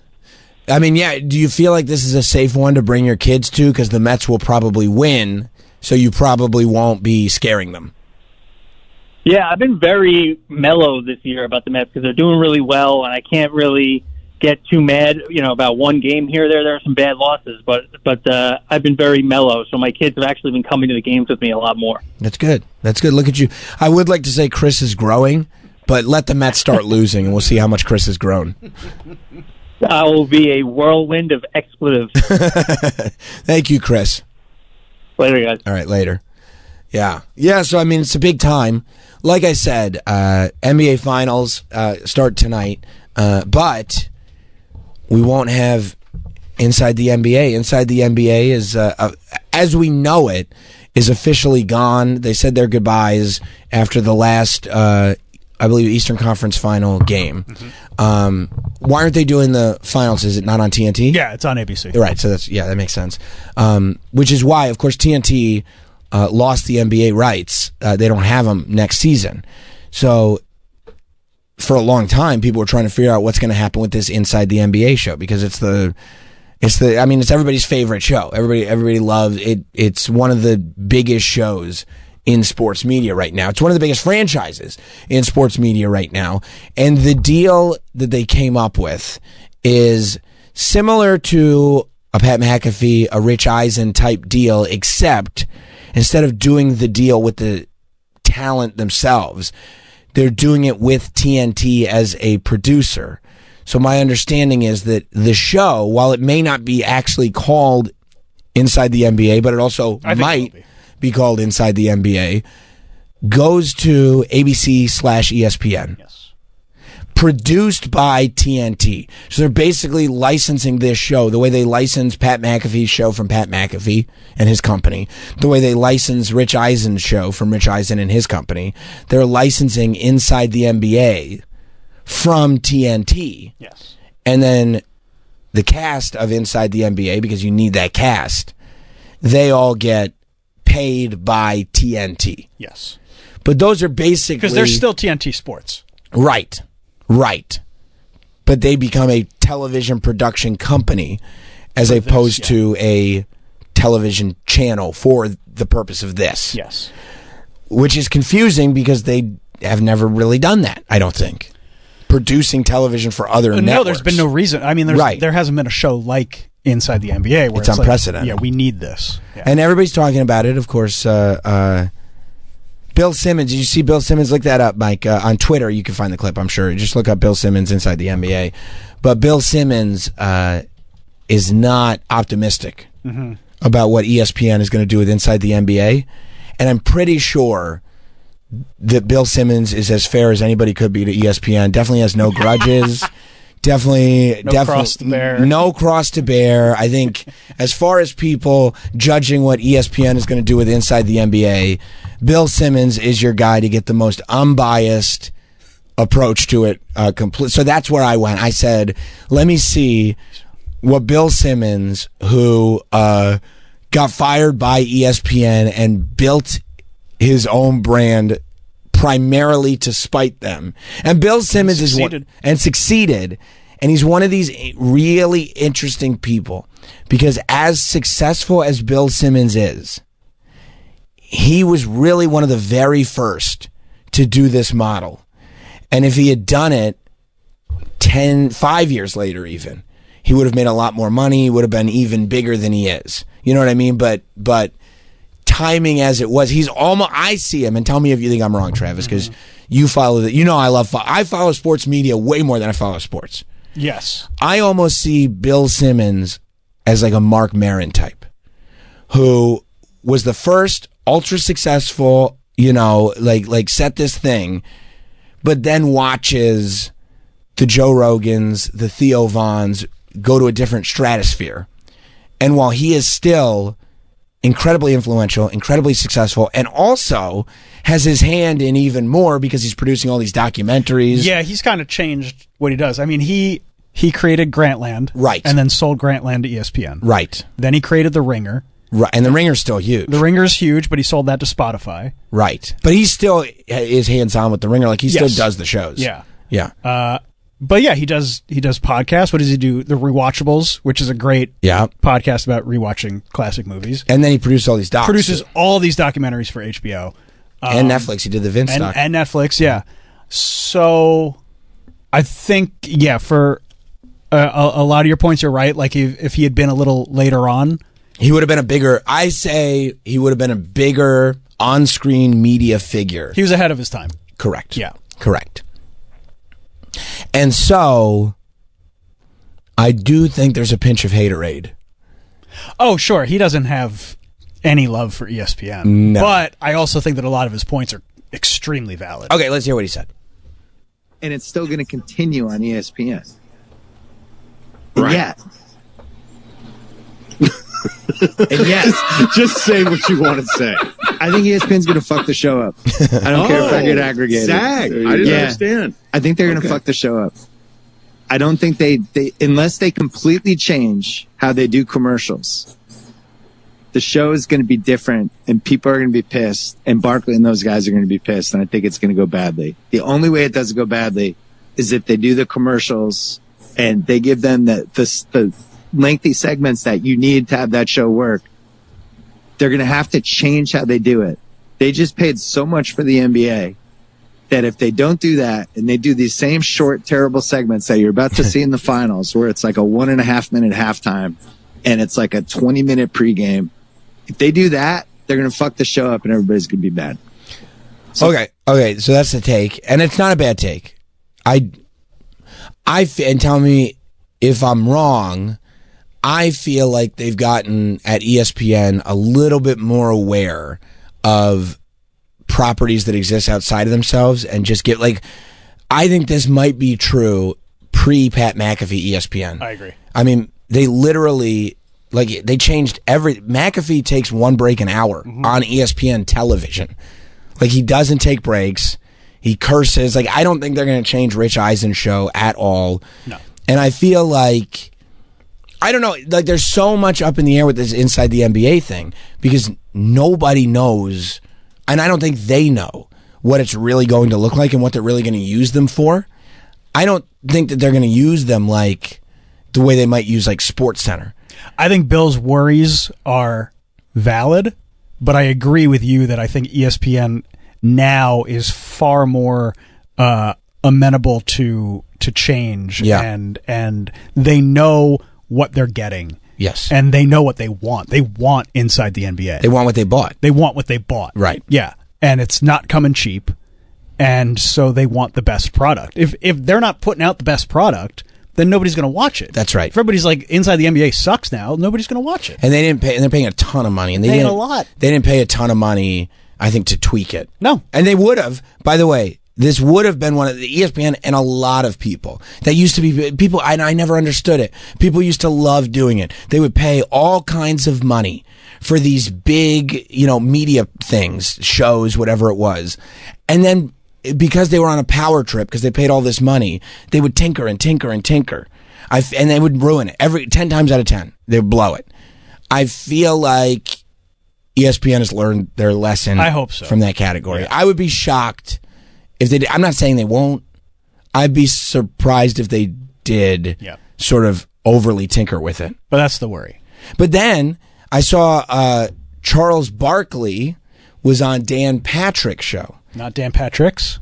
No. Well, it was Dan Patrick's show. It was called, thank you, Bill Simmons. It was Dan Patrick's show called The Dan Patrick Show. Oh, there's a the. Which is very confusing when you phrase it like that. Yeah, that sounds good. It's a little confusing because it is Dan Patrick's show, but it's not called. I think I sent you that clip, Mike. Or I sent it somewhere. Yeah. And Charles Barkley is just, what makes him so great is that he has his glasses? He's got what his glasses add to it. He doesn't give a fuck. No. Like, because he could have retired off his basketball money. He wanted to. And then he was like, okay, like, and he knows, he's like, look, I'm one of the most valuable people in sports media right now. I'm essential to this show. The show doesn't work without me, as, by the way, it also doesn't work without Shaq or Kenny or Ernie. You need all four. But he knows this, and he's like, if you don't want to do it with me, don't do it with me. Like, I don't need anything anymore. So he's just going to come on and tell you the truth.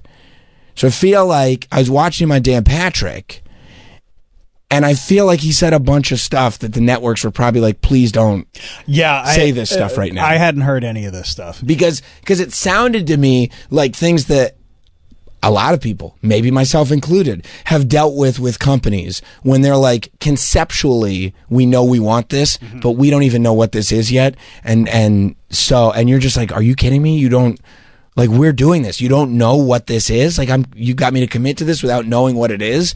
And generally companies are like, hey, maybe don't say anything while we're figuring this out. Yeah, it's a work in progress. And Charles Barkley is like, well, Dan wants me to do a show. Talk to Dan. Yeah, I'm probably going to go talk to Dan. And not in this clip, but to what you were saying before, he did say on the same show that he's done after 2 years. He's got 7 years left on his deal, but there's no way he's doing 7 years. What? He's going to do 2 more years on Inside the NBA, and then he's retiring because he wants to retire. He wanted to retire before this. When his deal was up last year, he wanted to retire. But he signed another deal just for the good of the show and everybody involved. And everybody involved, because Charles especially is very conscious of the fact that they are employing a lot of people and that a lot of people depend on them. Right. So he's like, because it's going to be the same production team, it's going to be the same crew. Right. So he's like, I'm doing 2 more years and then I'm out. Well, and maybe and he said, I know I got 7 years left. Well, I'm not doing them. I'm not doing them. I signed the 7-year deal, so all of them would have a 7-year deal. I'm doing 2, and I'm leaving. And I am sure figure it out. Yeah, I'm sure if they take him to court or whatever, I'm sure he's fine with just giving up that money. Yeah. Okay. Okay. Well, we're not going to pay you for the other 5. Okay. Perfect. Fine. Perfect. I'm not going to do them. Yeah. So here's what he said on Dan Patrick's show. Okay, but does the show look like the show? It's inside the NBA, but it's on ESPN. Is that how you're like positioning this? Dan, we don't even know. Okay. That's one of the reasons I was waiting. Like, yeah, I don't know what we're doing. And then TNT is trying to do something stupid behind the scenes. We taped the pilot about a month ago, and it was the stupidest I've ever seen in my life. Hit pause for a sec. You already know. Everybody at TNT is like, don't talk about the pilot.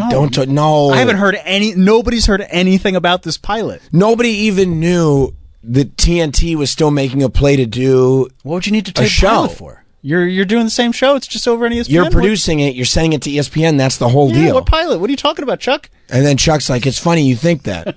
It's actually the complete opposite. Listen to this. You know, because we're not going to be on ESPN as much as people think. Wait, what do you mean you...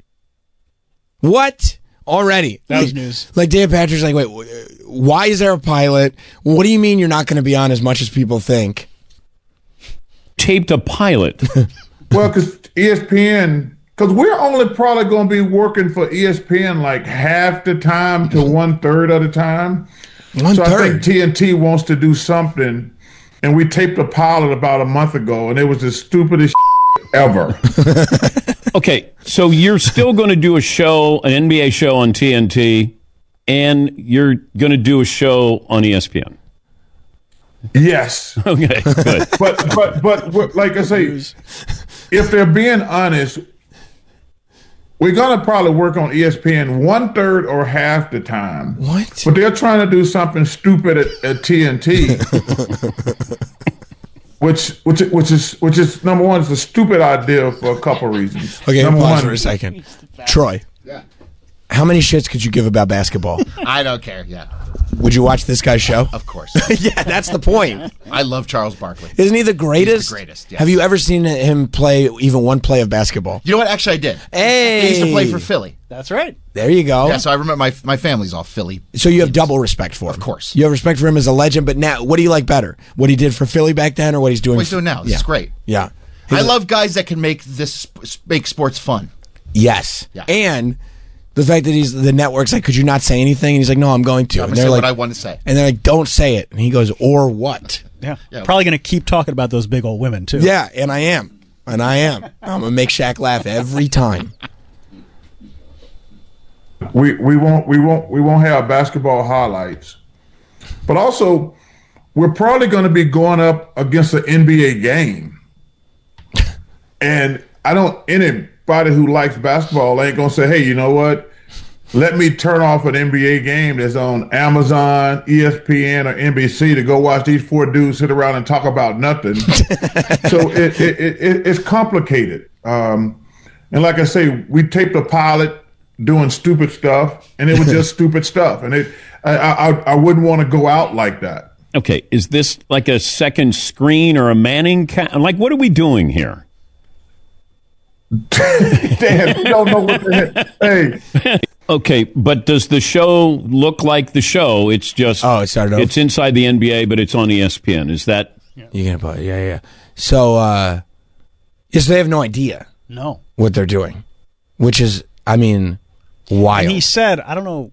It stopped at 2.5 minutes, Mike. I think he might have accidentally knocked it back. Yeah, because he said some more stuff about TNT. Yeah, and he was. They were honest. Because they were like, we just so.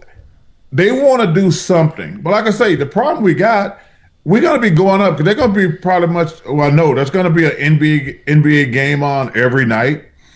So whenever we do it, it's going to be up against an NBA game. So that's the first problem. So, but I guess they want to feel like they're doing something to make us earn our money from TNT. Charles Barkley joining us inside the NBA on TNT. Is it going to... Okay, what's the show called on TNT? And what's the show called on ESPN? Look at him laughing.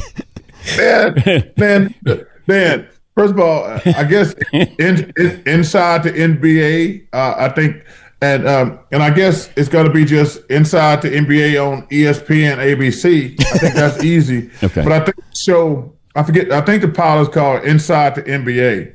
What? That's not confusing. Well, you know the thing that was hilarious about it, Dan? We didn't have any NBA. Because you have no rights to the NBA, but you're inside the NBA. That's right. We can't show highlights. We can't show highlights. So oh no, we were sitting there for like an hour and a half taping this pilot, and we were looking at each other. What the hell are we doing? But like I say, I give TNT credit. The first thing they said after the pilot, yeah, that was really stupid. We got to figure something out. I mean, I get. It's crazy. I think what's happened is everybody, TNT, ESPN, Disney, they all came together and they said, let's come up with all this money and let's throw it at the show to make sure we save this show. The show as an entity is too valuable. Here's all this money. Let's save it. And now the season has ended, and it happens every single time. We'll figure it out. No, we got plenty of time. We got plenty of time. The season has ended, and now you got all the bean counters that have to run around going like, we have to justify why we're giving these guys all this money. And then ESPN apparently is going like, yeah, we're going to put them on a third as often as we usually do. Yeah, so I don't know what that's all about. We're only buying a third as many shows as we said we were going to buy. And then TNT is like, well, we're paying them for 3/3. So much money. You're only using them for 1/3. We're paying them for 3/3. So maybe we'll do this other show where they do stupid shit. Stupid ideas. Stupid ideas. But he's right. I mean, what can you do? You can't do the show if you can't show highlights. Like, you can't talk about, and you can't do it while a basketball game is on. He's right. The people are going to be watching the basketball game. Yeah, I mean, you could maybe do it like. So you got to figure something out. If you could figure out a way to make money, you could do it podcast style with no clips on TNT's YouTube channel. Yes. Because it'd be a weird thing to do on TNT's But they want it on television. TV. Because they're paying so much money for it, they want to sell advertising on TV. And they still have TNT Sports. But are you going to TNT is going to have to reformat their network because they won't have basketball on it. No, and they've bought rights to a bunch of other sports. Like, they're staying in the game. Imagine just not basketball. Watching a baseball game, say. I can do that. And then at the end of the baseball game, Shaq and Charles and Ernie and Kenny show up and they start talking about basketball. And you're like, I was just watching baseball. Why are you guys talking about basketball? Yeah, I don't think they know what they're doing over there. I don't think so either. Yeah. And it puts everything into context. We have some clips from the last episode of Inside the NBA when they were kind of saying goodbye and everything. And now that you realize that none of them have any clue at all what this show is going to be, it takes it contextualizes the vagaries, I think. So in the first clip, Shaq, God bless him, he realizes they all have last day of school syndrome. And Shaq lets everybody know what the intention is for the network that they're going to. But I also, if you listen carefully, they don't say what network they're going to. I don't know if it's because they don't want to advertise it on TNT or if it's because they're not sure if it's going to be on ESPN or ABC. Yeah, I thought that was interesting because Shaq didn't, but I think Barkley did. Well, Barkley was probably not supposed to. Would you say that that's a likely scenario? It's possible. So here's what Shaq did live on TNT on television. I'm the youngest here. It's been a great run. It's been an honor. Chuck, I love you like the older brother that I never had. Older, he's got to say older. If you say something, I will whoop your ass one last time on this show right now. Ernie, you came to my house in 1989, 1991. It's a big honor. It's an honor for me to be sitting up here with you, Kenny. The way y'all embarrassed us in 94, 95, you and Akeem, you taught me what it was to be a champion, and we're a family. I'm glad we're sticking together. And like I said, even though the name changes, the engine is still the same. And to that new network we coming to, we're not coming to F around. And since it's the live show, I'm going to say it. We're not coming to fuck around. We kicking ass, we taking names, and we taking over. Okay? All right. I love you guys. And I appreciate And then it's an exciting thing, I guess, when you're co-host. Because what's really great about this show, too, is Kenny Smith kind of became a broadcaster on this show. Like, it was like, can you do it? And, like, Kenny is now, he's an essential part of the show, like I said, just like everybody else. And he became a broadcaster because of this show, but also Shaq had the. I think Shaq's got that Big Brother vibe. When Kenny said, "Well, if he said it, I can say it. I can do it." So here's Kenny. It's a tough act to follow. Go ahead. Tough act to follow, but it's bittersweet, obviously. Not just because us four are moving, but it's been a history that has been set by all of the people that have laid the groundwork behind the scenes, before the scenes, the game crew, the toss-back crew, Kevin Harlan, who rejuvenated the name The Jet. No one ever called me The Jet until I got back to TNT. Craig Sager, who I shared an office with, who sat down with me one day and said, this could be a career for you if you take this seriously. First person ever told me I was good at it. So miss him, his family. And, like I said, we're going to see each other, but the faces that you're going to miss, that you forget that they're every day of your life. This has just been a magnificent ride. And as Shaq said, we ain't coming to fuck around. Yeah, he's excited. He's excited. Kenny's excited. I'm going to say it.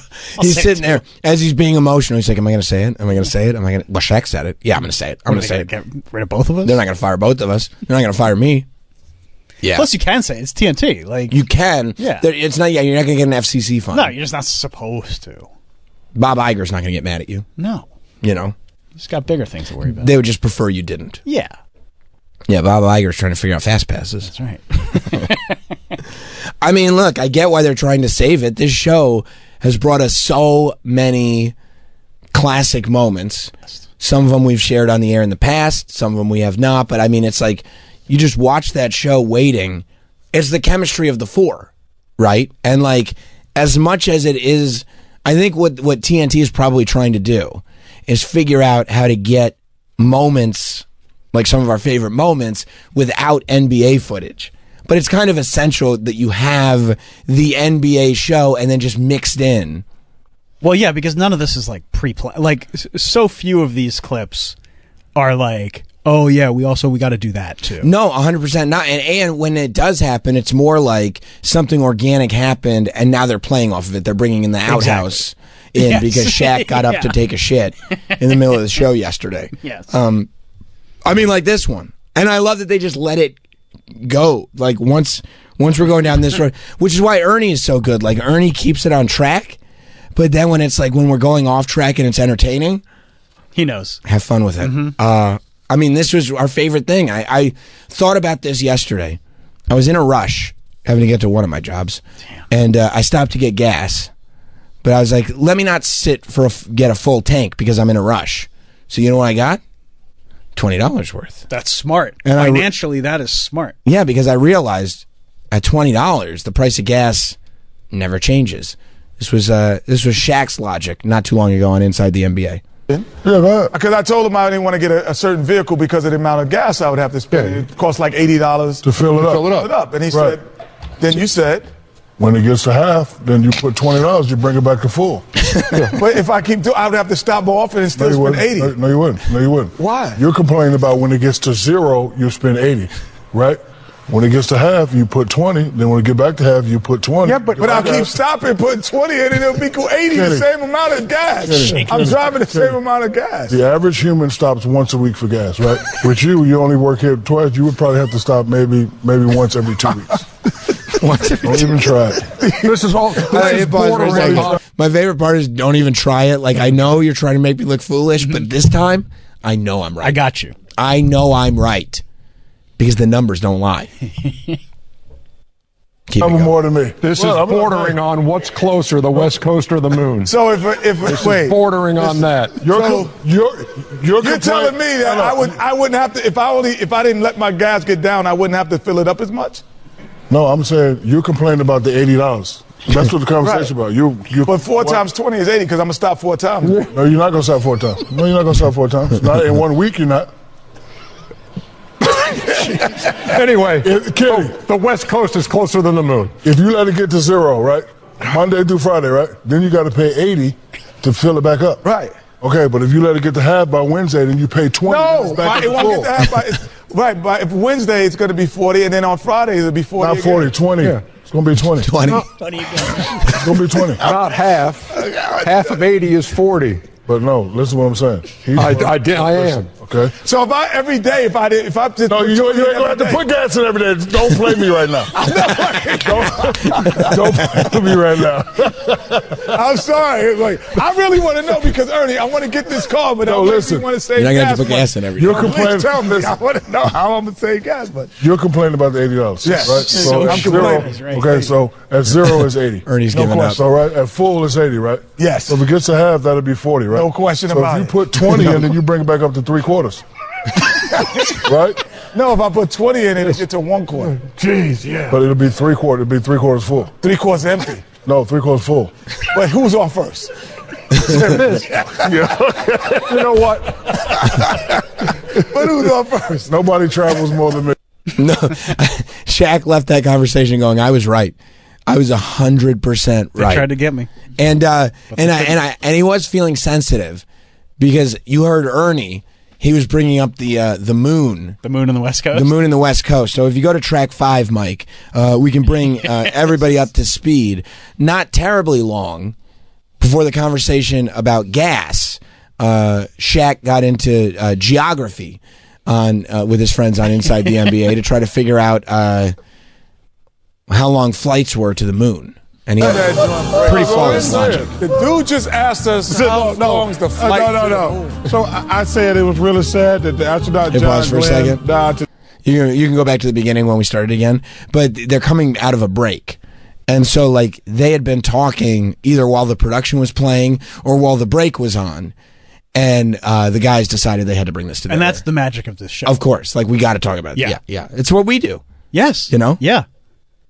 If y'all only knew it was that during break. No, go ahead and say it. The dude just asked us how long's the flight. No. So I said it was really sad that the astronaut John Glenn died today. And he was an American hero. And American Shaq says, how long is that flight to the moon? How long is the flight to the moon? We don't know. No, you don't know. No, you don't either. Don't look that far. It don't look that far. Just listen to my point right quick. It's 6 hours away. Okay, but just listen to my point. Get to the moon in 6. Listen to my point. If we go outside right now on 1015 Techwood Drive, I can't see California, but I know it's a 5-hour flight. If I go outside on 1015 Techwood Drive, I can see the moon. That's why I asked the question, how long is the flight? This is it, man. Right? This is it, man. What? No, this what? is it, Shaq. Open up your mind. The flight to the moon is. Well, you can't see California, so it got to be shorter. You said? Oh wait, it got to be 3. You said it's shorter to the moon than it is California because you can see it. Here in California is 5. I'm gonna add 5. I'm gonna say it's about 10, 11 hours. 10, 11 hours to the moon. Stop. It's not. Is it? Stop it. Somebody help me. Stop it, man. Somebody please send me a tweet. Stop it. No, they're going to send some tweets on that one. Don't worry, you're going to get some tweets. Somebody from NASA, please. Just because you can see the moon and can't see California, it's a quicker flight? Yeah, no, he said double it. No, I didn't say that. I didn't say that. He actually doubled it. I did double it. It's about 10 hours. Oh, my God. I love that. Hit pause. No. I love the idea of Shaq just using his thumb. Mm-hmm. How far away does it look? How far away? About... And he's right. I mean, you can't see California from here. No. So it must be, but you can see the moon on a clear night. Yeah, I can see the sun. Brent in Texas. Hey guys. Hey man. Man, the funniest thing I ever heard was Charles Barkley talking about them big old women down in San Antonio when the Spurs were kicking butt. What part of Texas are you? What part of Texas are you from? I'm in San Antonio. Okay, so you get it. You get it. Spurs fan, you need to pull that up because it's hilarious. And then I think it was the next time the Spurs went to the playoffs, Charles said, I went and had some of those damn churros. Pull up, thank you, buddy. Hilarious. Pull up. Hilarious, guys. Track maybe 9, Mike? Because, Yeah, because Charles has problems with multiple places in Texas. He thinks that the women in San Antonio are large, and he thinks the water in Galveston is dirty. But clearly they've told him to kind of lighten up on Texas because Texas is getting mad. But then Shaq likes to ask him, what do you think about that? And then, Troy, it's much the dynamic that you and I have. Shaq is laughing. So then Charles feels like, well, since Shaq is laughing, I really have to say it. Like when they're like, Troy, you have to stop saying this. But when I ask you a question and I start laughing, you're like, well, I better say it. Yeah. He's laughing. Yeah. So this is the same dynamic that they have. The Beehive and Jay after Chuck. Those, I apologize. I do not want the Beehive and Jay after me. So how do you like Galveston now? It's beautiful. We're not going there. Would you go on vacation? You got a chance. Hell no, I ain't going on vacation. You've got a chance to wipe the slate clean You here. got to just say, I would go to Galveston. Let me tell you something. That water's so dirty, I'd rather go to San Antonio. I'd rather go to San Antonio with them big old women.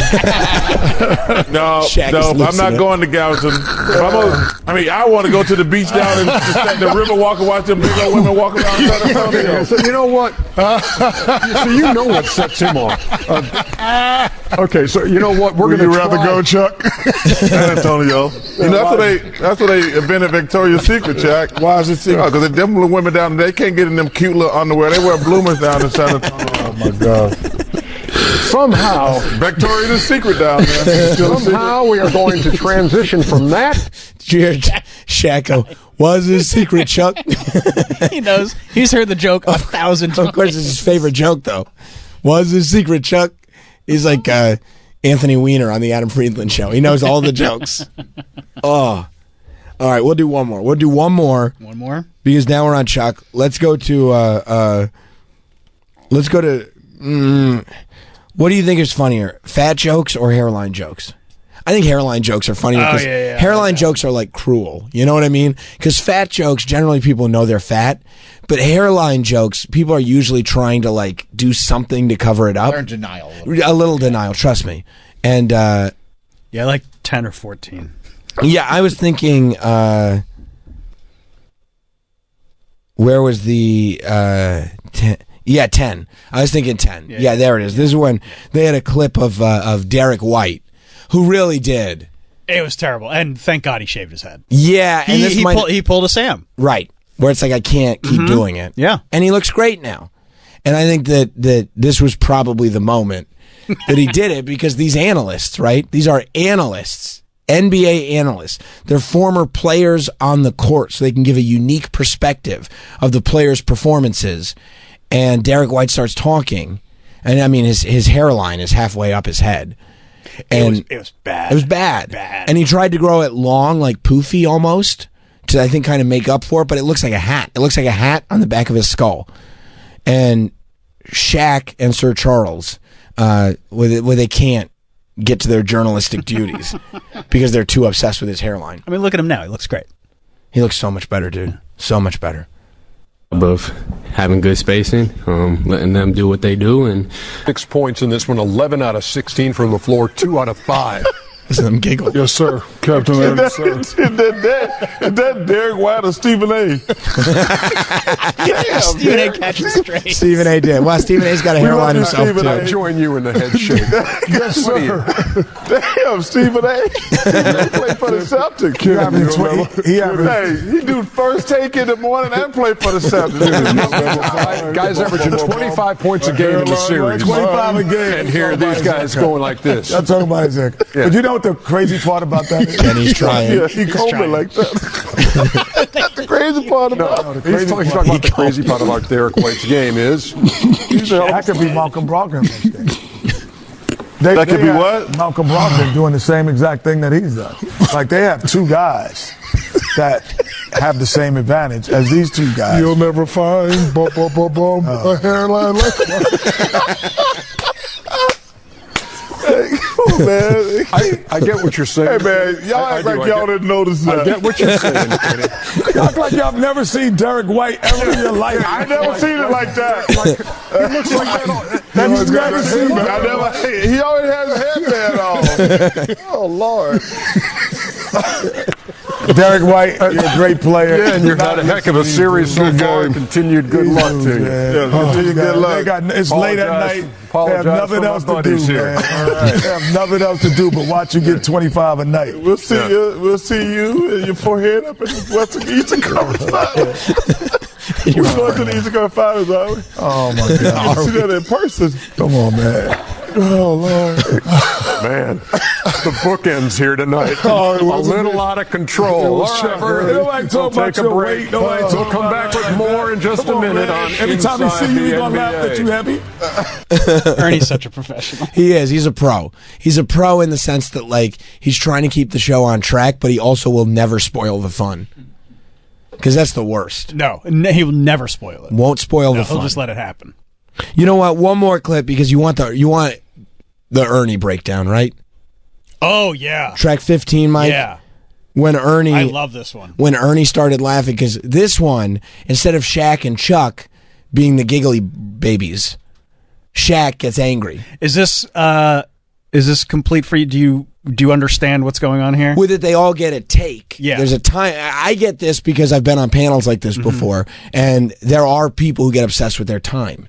So they all get a minute, right? When they were doing this, and they all get a minute, and they all have a point to make. And it goes Kenny, or it goes Chuck, Right. Kenny, Shaq.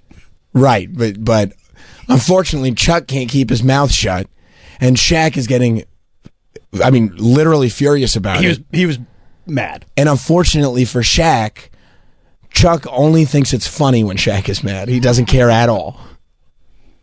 Take up the whole. No, you got 30 seconds. I'm not saying nothing. No, yes, you are. I'm not. No, Portland has lost I'm not. six. I'm Portland not. has lost 6 in a row in Denver, Shaq. How You do do they that all win the time. game It's two? supposed to be 1, 2, 3. I know, but look, we've got I'm not time. doing it. No, We've I'm not got doing it. time. Go back over there. No, no.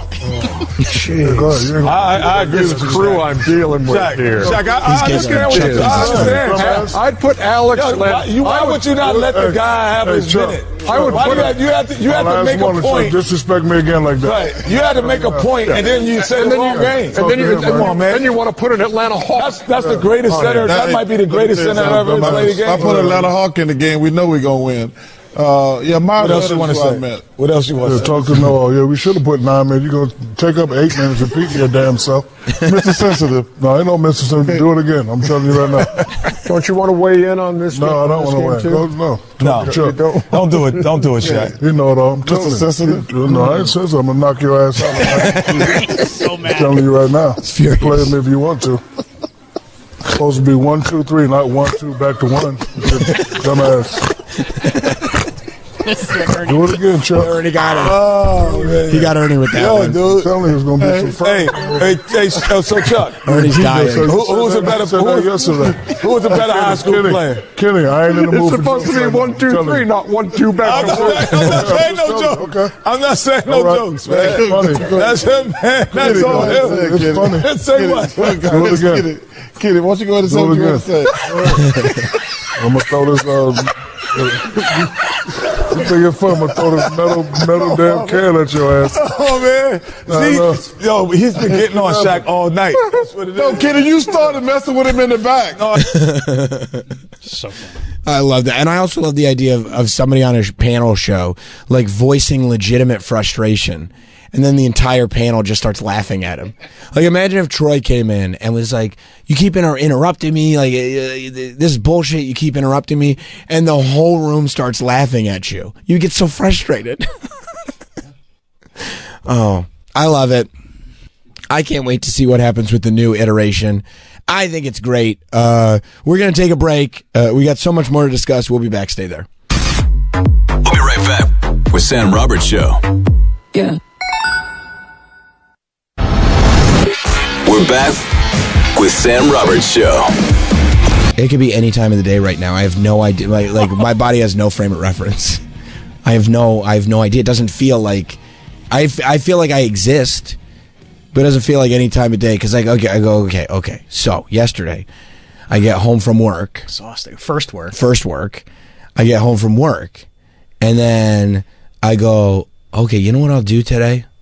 I'll just relax. Let me go over to the mall, and I'll go to the food court for lunch, and then I'll walk around. You're kidding. See if I want to grab anything before I have to go to LA to do some WWE work this weekend. So maybe I'll see if there's anything in the window that piques my interest. Maybe I get that Lego Krusty Burger. I just spend like whatever. Oh, that's a good one. Yeah. And you can only get there's a little living room set that comes with it if you get it this week. At a Lego store, right? At a Lego store. So I said, okay, you know, this is my, I'll be home, you know, I'll be there for 45 minutes. It'll be nothing.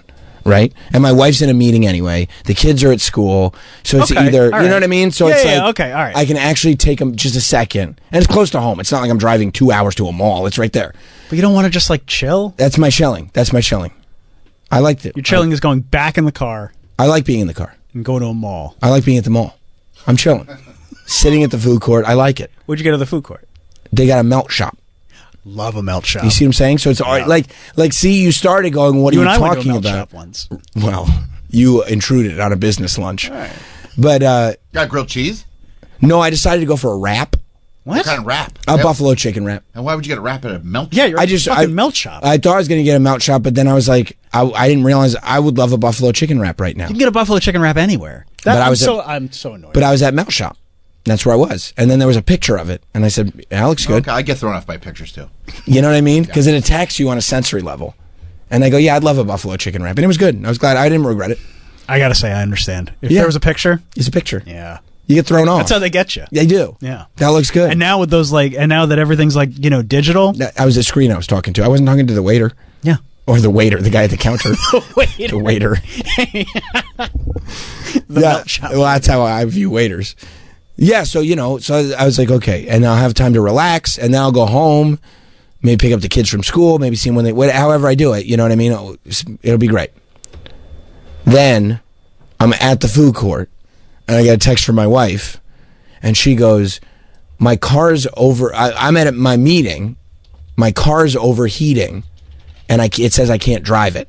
Oh. Like it says, get out of the car now. Like the thing popped up on the thing that said, like the light goes on and says, this car, you can't drive this car anymore. And so now she's like, I'm in my meeting right now, but I need a tow truck. I need the car to get towed. She's in her meeting in the car? No. She she left the car. Oh, she got to the meeting. Got to the meeting. Parked the car and said, but I need a tow truck to get this car from where it's parked. Got it. So now I'm like, okay, this is throwing a monkey wrench. She's like, I gotta get. So now I'm like, don't worry about it. Because I want to show her I can take care of her the way she takes care of me. You know what I mean? Good luck. I want her to feel. Well, I know. It's an uphill battle.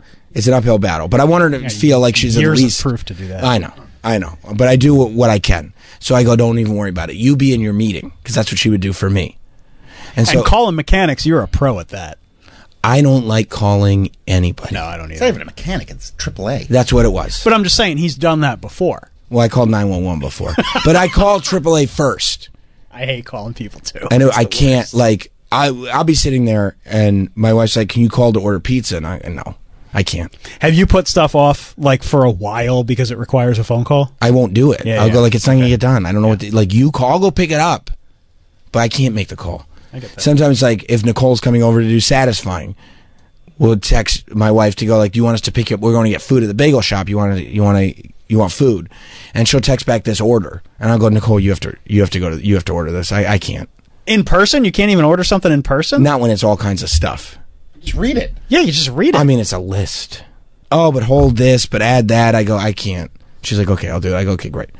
But I go, okay. These women in your life. I know. You're lucky. I know. I'm blessed. But I go, I'll take care of it.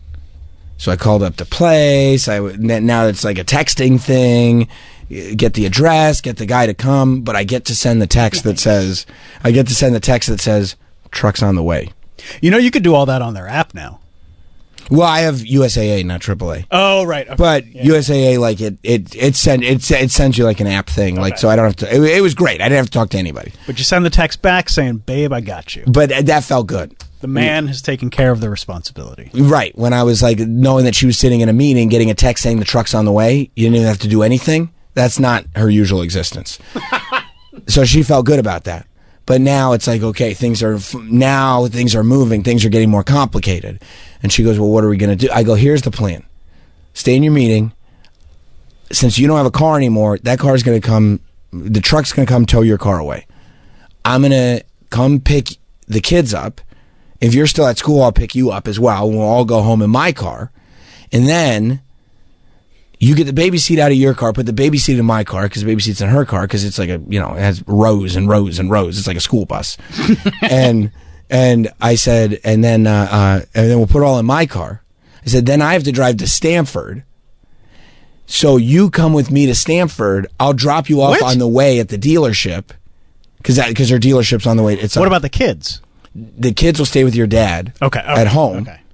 And she's like, I'll bring the baby with us. So now we got to install and reinstall the baby seat 3 times. You know what I mean? It's a lot of work. So now, and then also we had told the kids they could go to the pool after school. And we had told them there's no going to the pool because there's no car. Yeah, it'd be heartbroken. Well, it was such a nice day yesterday. Yeah. The 8-year-old could handle it. The 6-year-old, you would think the dog died. I mean, you couldn't have told her anything worse. It's the worst news she's ever heard in her life. Yeah. In her 6 years on the planet. That was it. She's like, this is the worst thing that's ever happened to me. I mean, I get it. I love going to the pool too. Of course. But then I start wondering, like, am I raising these kids right? Like, and the worst thing that ever happened to me is when mommy and daddy couldn't bring me to the pool. It's like... No, that should be the worst thing as a 6-year-old. At 6 years old, yeah. Okay, good. All right, then we're good there. And so then, like, I realized, like, there's been no chill time whatsoever. And I go home. You got to eat your buffalo wrap. Yeah, but Did you ever even get to go to the Lego store? I did on the way out. Like, I circled on the way out. Good. I had to pick up what I was there to get. Yeah. But I'm eating the buffalo wrap at the same time I'm texting a tow truck. So that's not chill. Now it's a thing. Yeah. And then I'm like, okay. So Jess had to come to Stanford with you? No, on the way to Stanford. The dealership's north of me. Got it. So on the way to Stanford. It's a lot to... So then I got to get her moving parts. Get her in the car. Yeah. Get the car baby seat now installed in my car. Just hold the baby. I know. That's the whole time I was thinking, because she's like, I can't get this thing down. I can't do this thing. I wanted to say, just hold the baby on your lap. I mean, that's not safe, but okay. I know. But people hold dogs in their laps while they're driving. A dog is different than a human being. Both can die. You're right. They can, but... But one's way worse than the other. Yes. When we were growing up, you could do that. It was a different time. And it wasn't safe then either. No. So that's why I didn't say it. I made a lot of great decisions yesterday. I called the tow truck. I didn't say that I was thinking. Well, that wasn't a great decision you made. You were asked to do something. No, but I did it. And that was the decision. Yeah, you could have ignored it. I was thinking. I don't think he gets credit for that. I was thinking, is there any work excuse that I could say, I didn't even see this text? Throw back an error 404 text. Yeah, something. And I was like, no, I definitely saw this. I told her I was going to lunch. Like, I was like, okay, yeah, no, I saw this for sure. I don't have plausible deniability there. And I did make the decision to not say, can't you just hold him on your lap? Okay. That's another good decision, right? Okay. So then we started, and I still got no voice, and I don't know what's going on. I don't know which way is up. Go home just in time to change my shirt because I'm doing something, and then we get the baby in the car, leave the kids with grandpa, drive up, drop her at the dealership, take the baby out, but then also take the baby seat out because she's going to have to put the baby seat in the rental. You know what I mean? They give you a loaner while they're working on the car. So I leave her and the baby and a baby seat to get the loaner that they're giving her. And then I drive up the rest of the way to Stanford. And as I'm driving to Stanford, that's when I realized I have no frame of reference for what time of day it is anymore. I don't know what's going on Doing anymore. too much. And that's why you're sick. You sound terrible. It's just the voice. I know, but it's your moneymaker. You need to protect it and take care of it. Then why am I still making money, though? No, I get you. Know what I'm saying? But you understand, one or two bad turns with your voice and it could go out. Yeah. And then it's just we have to run best ofs because Sam can't talk. That's what they say. My voice is good. No, it's fine right now. But it's not fine right now. Well, no, it's raspy. But the ladies like it, and some of the guys do too. No, you're right. That is true. No, you're changing the game. Yeah. You're wearing yourself way too. And then I went on and sold a bunch of cards on Fanatics. I found a 101. What? Of who? Her name's Scarlett. But it's a 101. Somebody bought it? Well, they bought the box, and we found the 1 of 1 in the box. That's good. Yeah. Okay. No, we did very well yesterday. Yeah, but now you got to go to LA. You're not even going to have time to do your Lego. Right. You're going to. You're not going to rest this weekend. No. You think I'm going to be partying in Hollywood? No, you're obviously working. You're going for work purposes, right? Oh yeah. Live work, you're going to be using your voice. You don't have to just your presence where you're where I could just go I'm here. Just look at me. Right. No, I'll have to speak. Okay, so and then you come back and you got a show Monday morning. Monday's going to be. He's got a show Monday morning and Monday afternoon in Town Hall. Wait, what's that? Oh, you're talking about the Town Hall. Actually, people are allowed to come and see it. See you, listeners, live and direct. All these listeners. Pending voice. They go. No, it's happening. Wow. They go, Sam. I keep hearing about the fishbowl. Everybody talks about the fishbowl. I'd love to see the fishbowl. You get to see the fishbowl in person. Yes, on Monday, we're going to be doing a town hall for Deep Cover, which is a new movie coming to Amazon Prime a week from today. But the town hall is with the stars of this film. I'm talking about Orlando Bloom and Bryce Dallas Howard sitting down in conversation with yours truly, the last professional broadcaster, Sam Roberts, and we will have an audience there. If you'd like to be a part of this audience, then just email RSVP at SiriusXM.com. That's RSVP at SiriusXM.com. Make sure to include Deep Cover in the subject line and in the body of the email.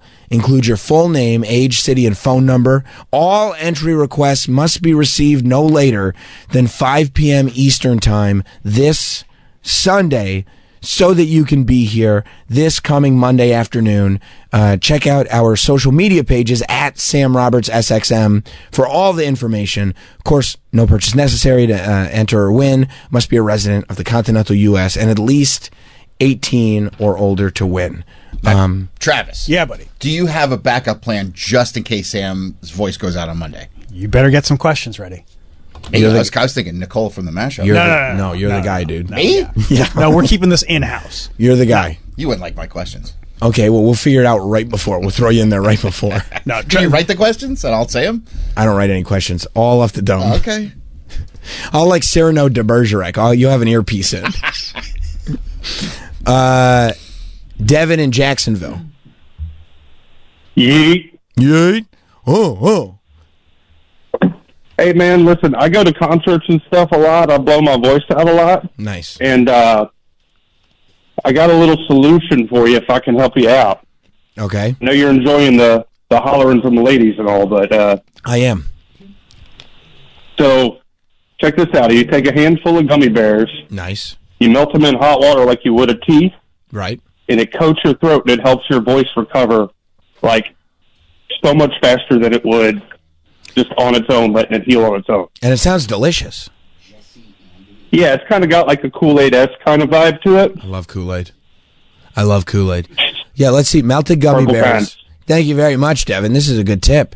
It says here, melted gummy bears, particularly when used in a warm liquid like tea, can offer a soothing effect for a sore throat due to their sugar content and glycerin.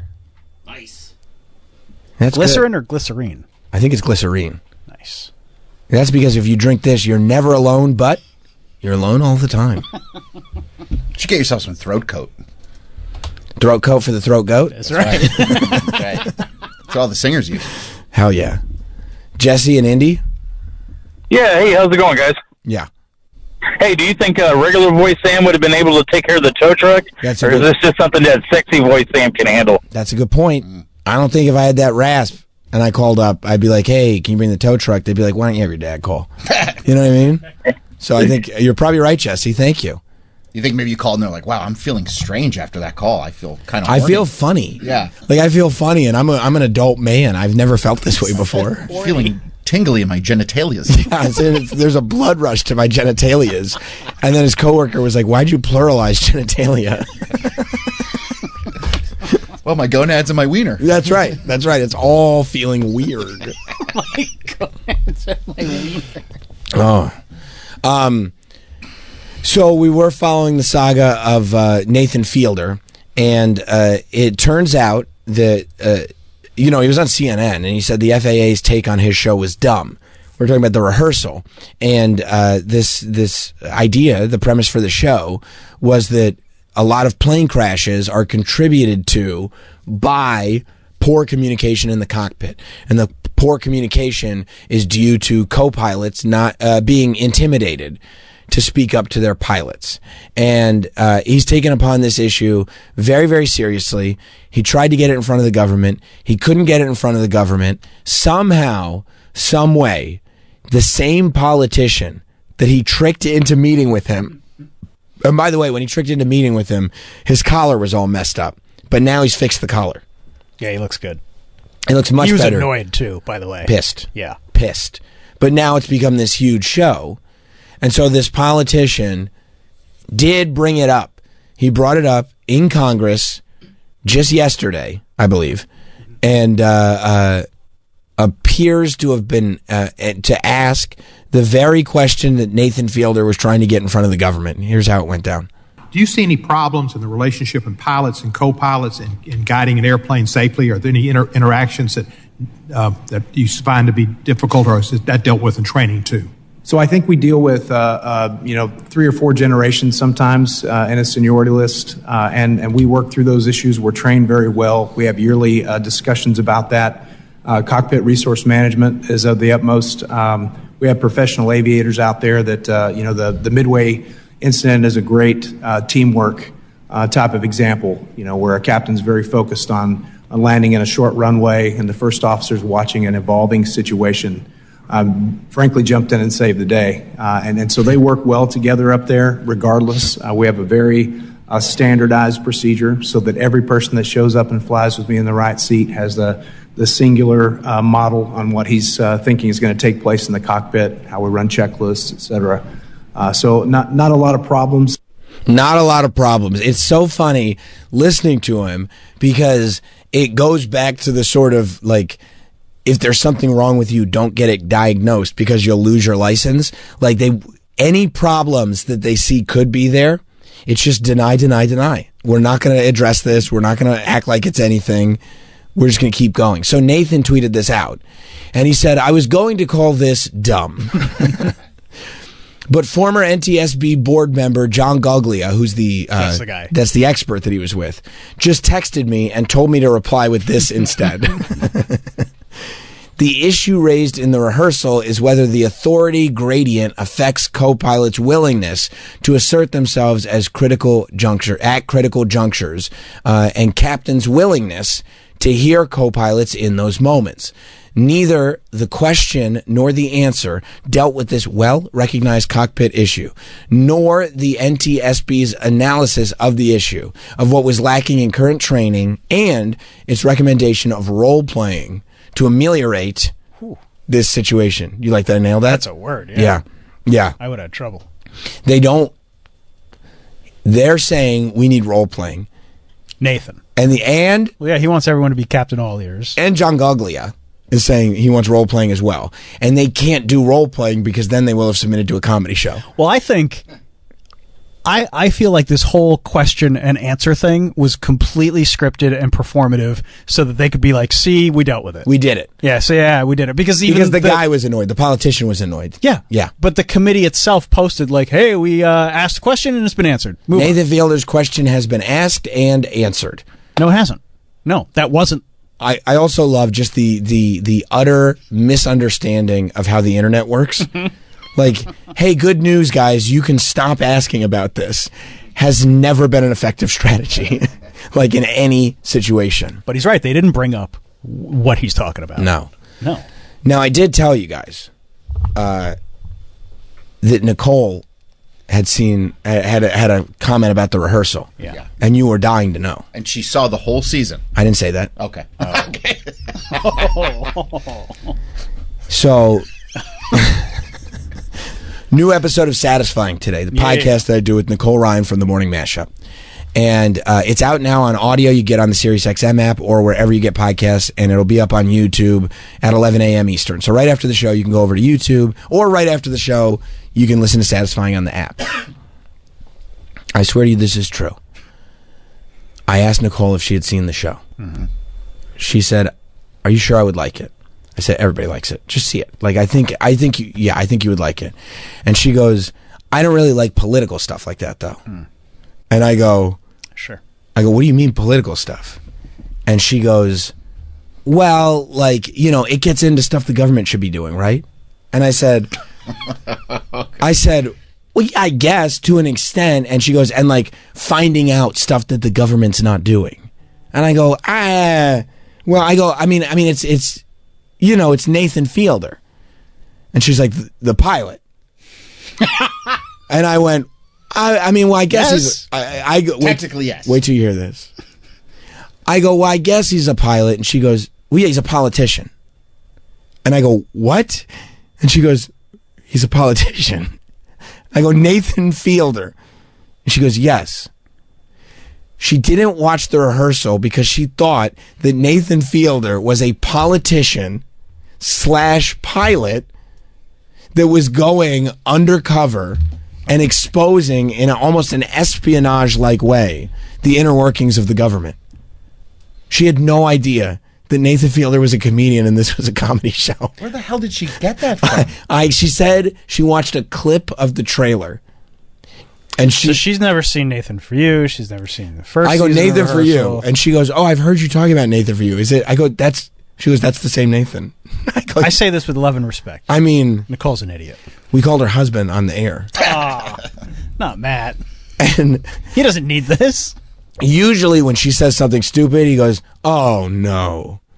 But this time I go, do you know your wife thinks Nathan Fielder's a politician? Oh, no. And like, I've never heard his voice. It went up 6 octaves. And he just goes, what? What? Like, my voice can't even do how high his voice went. But he's like, what? Like, I don't even understand what you're saying. Like, this has to be a bit. This has to be... No. She thought he was a politician that became a pilot. She's on a morning show where they're supposed to like know about what's going on in pop culture. I mean, just like at least with broad strokes. Yeah, broad strokes. You don't have to have watched every episode and go over with a fine-tooth comb, but enough to be like, oh, there's a comedy show on HBO that has everybody talking. Everybody's talking about this right now. Yeah, that's what I said. But she said, no, I thought it was a politician, and since I don't watch political stuff... Got it. She said that she didn't watch it because she doesn't like watching the news. And she thought this was going to be like the news. I get that, yeah. Mm-hmm. I go like, in my head, I don't even think I said this out loud, but I'm like, he's being breastfed by oversized marionettes. Like, what? What are you talking about? I mean, I don't even know if she watched, if she were to watch it, if it would, like, make sense to her. Are you saying that, like, I mean, with this take, it's just, every time there's a new take, it's like, there's just nothing going on. Like, I think it would fly right over her head. I think she should start with Nathan For You. Because those are like bite-sized chunks. Right, and maybe... Right, and I feel like... And you kind of understand his humor, and it's like the funny about him. It's digestible. Yes. Right. And then you could kind of... Because you have to string all this together with the rehearsal. Yeah, you have to let it play out. Yeah. And have faith in the fact that it's going to play out. Yeah. And no, he's not a politician. No. Where did you... He is a pilot. He's Canadian. He got really good grades. But he went to school in Canada because he's Canadian. He's not even American. No. I mean, he's probably a citizen now, but... Maybe, but like... Can I ask you a question? Yeah. You're flying today? Yeah. Are you going to be looking to see if the pilot and the co-pilot are talking before the flight? 100%. I'm going to try to get into the lounge. Okay, good. And just try to give him something to talk about. I'll be like, as I get on the plane, I'm going to pop my head in the cockpit, go like, what do you guys have in common? Figure it out before we get off, before we take off. Hey, which one of you is Captain All Ears? Yeah. Yeah. Can you imagine how much pilots are probably getting that right now? Oh, yeah. Like, but then I'm also getting fucked up by it because I watched Tom Segura's show. Have you seen it yet? Bad Thoughts on Netflix. Yeah, no. It's like it's a sketch show for lack of a better term, but it's like a bunch of shorts that he did, and like he does one where he also goes into a cockpit, but his premise is like he has to go into the cockpit and fly the plane. Because the 2 pilots died because they were doing pilot stuff, which is hardcore gay sex. And so he goes into the cockpit, and the 2 pilots are on the floor dead, but they're naked in a 69 position. Oh, my God. Well, because they were doing pilot stuff. Yeah, pilot stuff. Like just about every sketch on the Bad Thoughts show is like extremely sexual and or extremely violent. And some shit. Okay. So now I'm thinking both those things. I'm like, you guys got to get along because of Nathan, but I don't want you to get along too well because of Tom Segura. You're going to start 69ing and then die. You're going to 69 and die. I'm going to have to fly this plane. There's a fine line. Yeah. Where you want your pilots and your co-pilots. Yeah, exactly. You want them to talk, but you don't want them to talk that much. Right, so much that they start 69ing and die. There has to be a middle ground. There has to be. I think that's what Nathan's looking for. Let's go to Chris, the pilot in Chicago. What's up, Chris? Hey guys, how's it going? Good. Actually, from the lounge, Sam. So you want to come visit sometime? Hey. I can't do that for you, but I'm sure you'd like it. So, I just wanted to say that I am a first officer for a major airline, and what Nathan is saying is a little bit blown out of proportion. There were some issues 20, 30 years ago, but as an example, on the trip I'm flying today, I'm actually more experienced and more senior than the captain I'm flying with. So, if there's something wrong, will you say something to him? Absolutely. I mean, I'm your age. I have kids at your kid's age at home. I want to go home to my kids. This isn't like a hobby.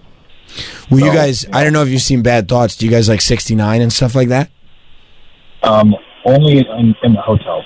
Okay, all right. That makes a little more sense than in the cockpit. Yeah. Okay, so you're saying in your experience, but plane crashes are rare. So maybe in the rare instance that it would go down. Do you think that there is any sort of merit to what Nathan's talking about? There definitely are in any workplace, and there's any personality conflicts. But when it comes down to actually doing the job, I don't know anybody who is afraid to speak up to a captain who's like, interesting. Hey man, we're gonna die if you do this, and I have no problem saying that. And at my airline, we're empowered to take the controls from a captain if you think it's going to lead to something catastrophic. My controls. If you saw, would you say my controls?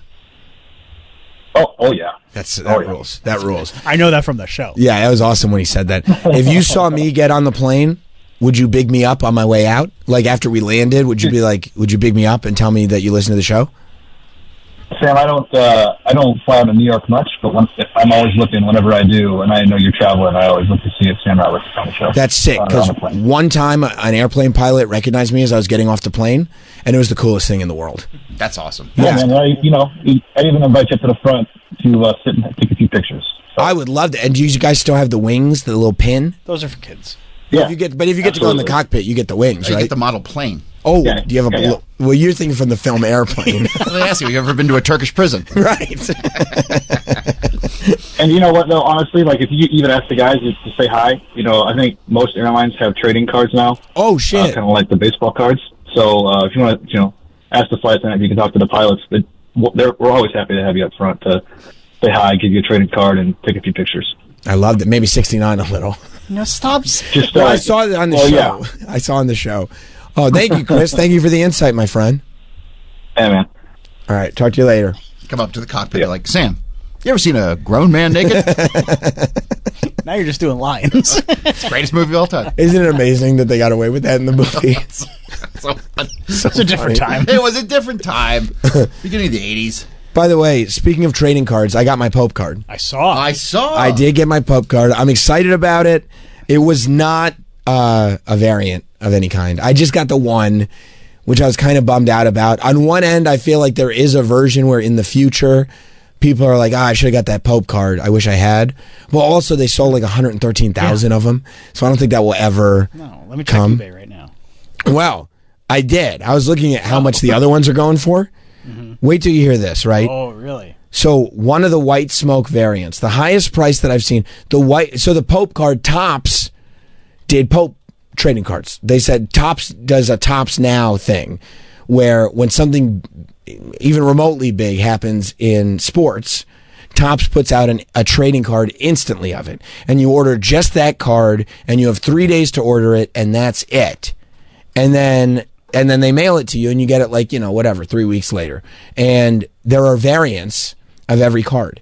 So if you order one card, you can order 10 cards, you can order 100 cards if you want to. And you have a randomized chance of getting one of these variants.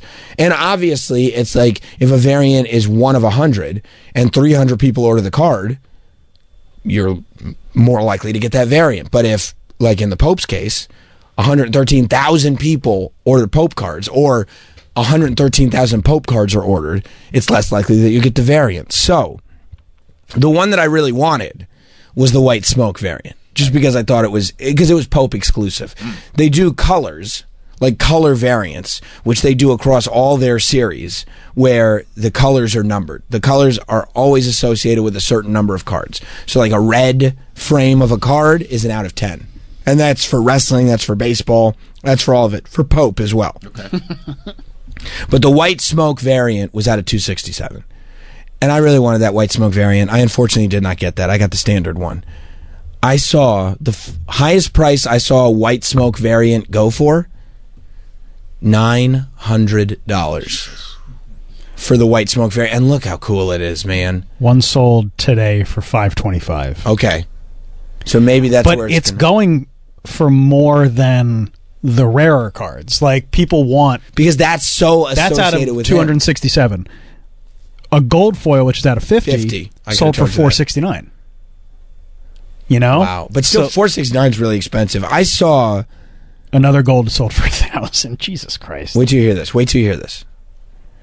I saw an out of 10, which is red. 20, which is red, but the background is a color match. So it's an out of 5. It's the same card, just different colors on it, but the same Pope. Out of 5, $3,300.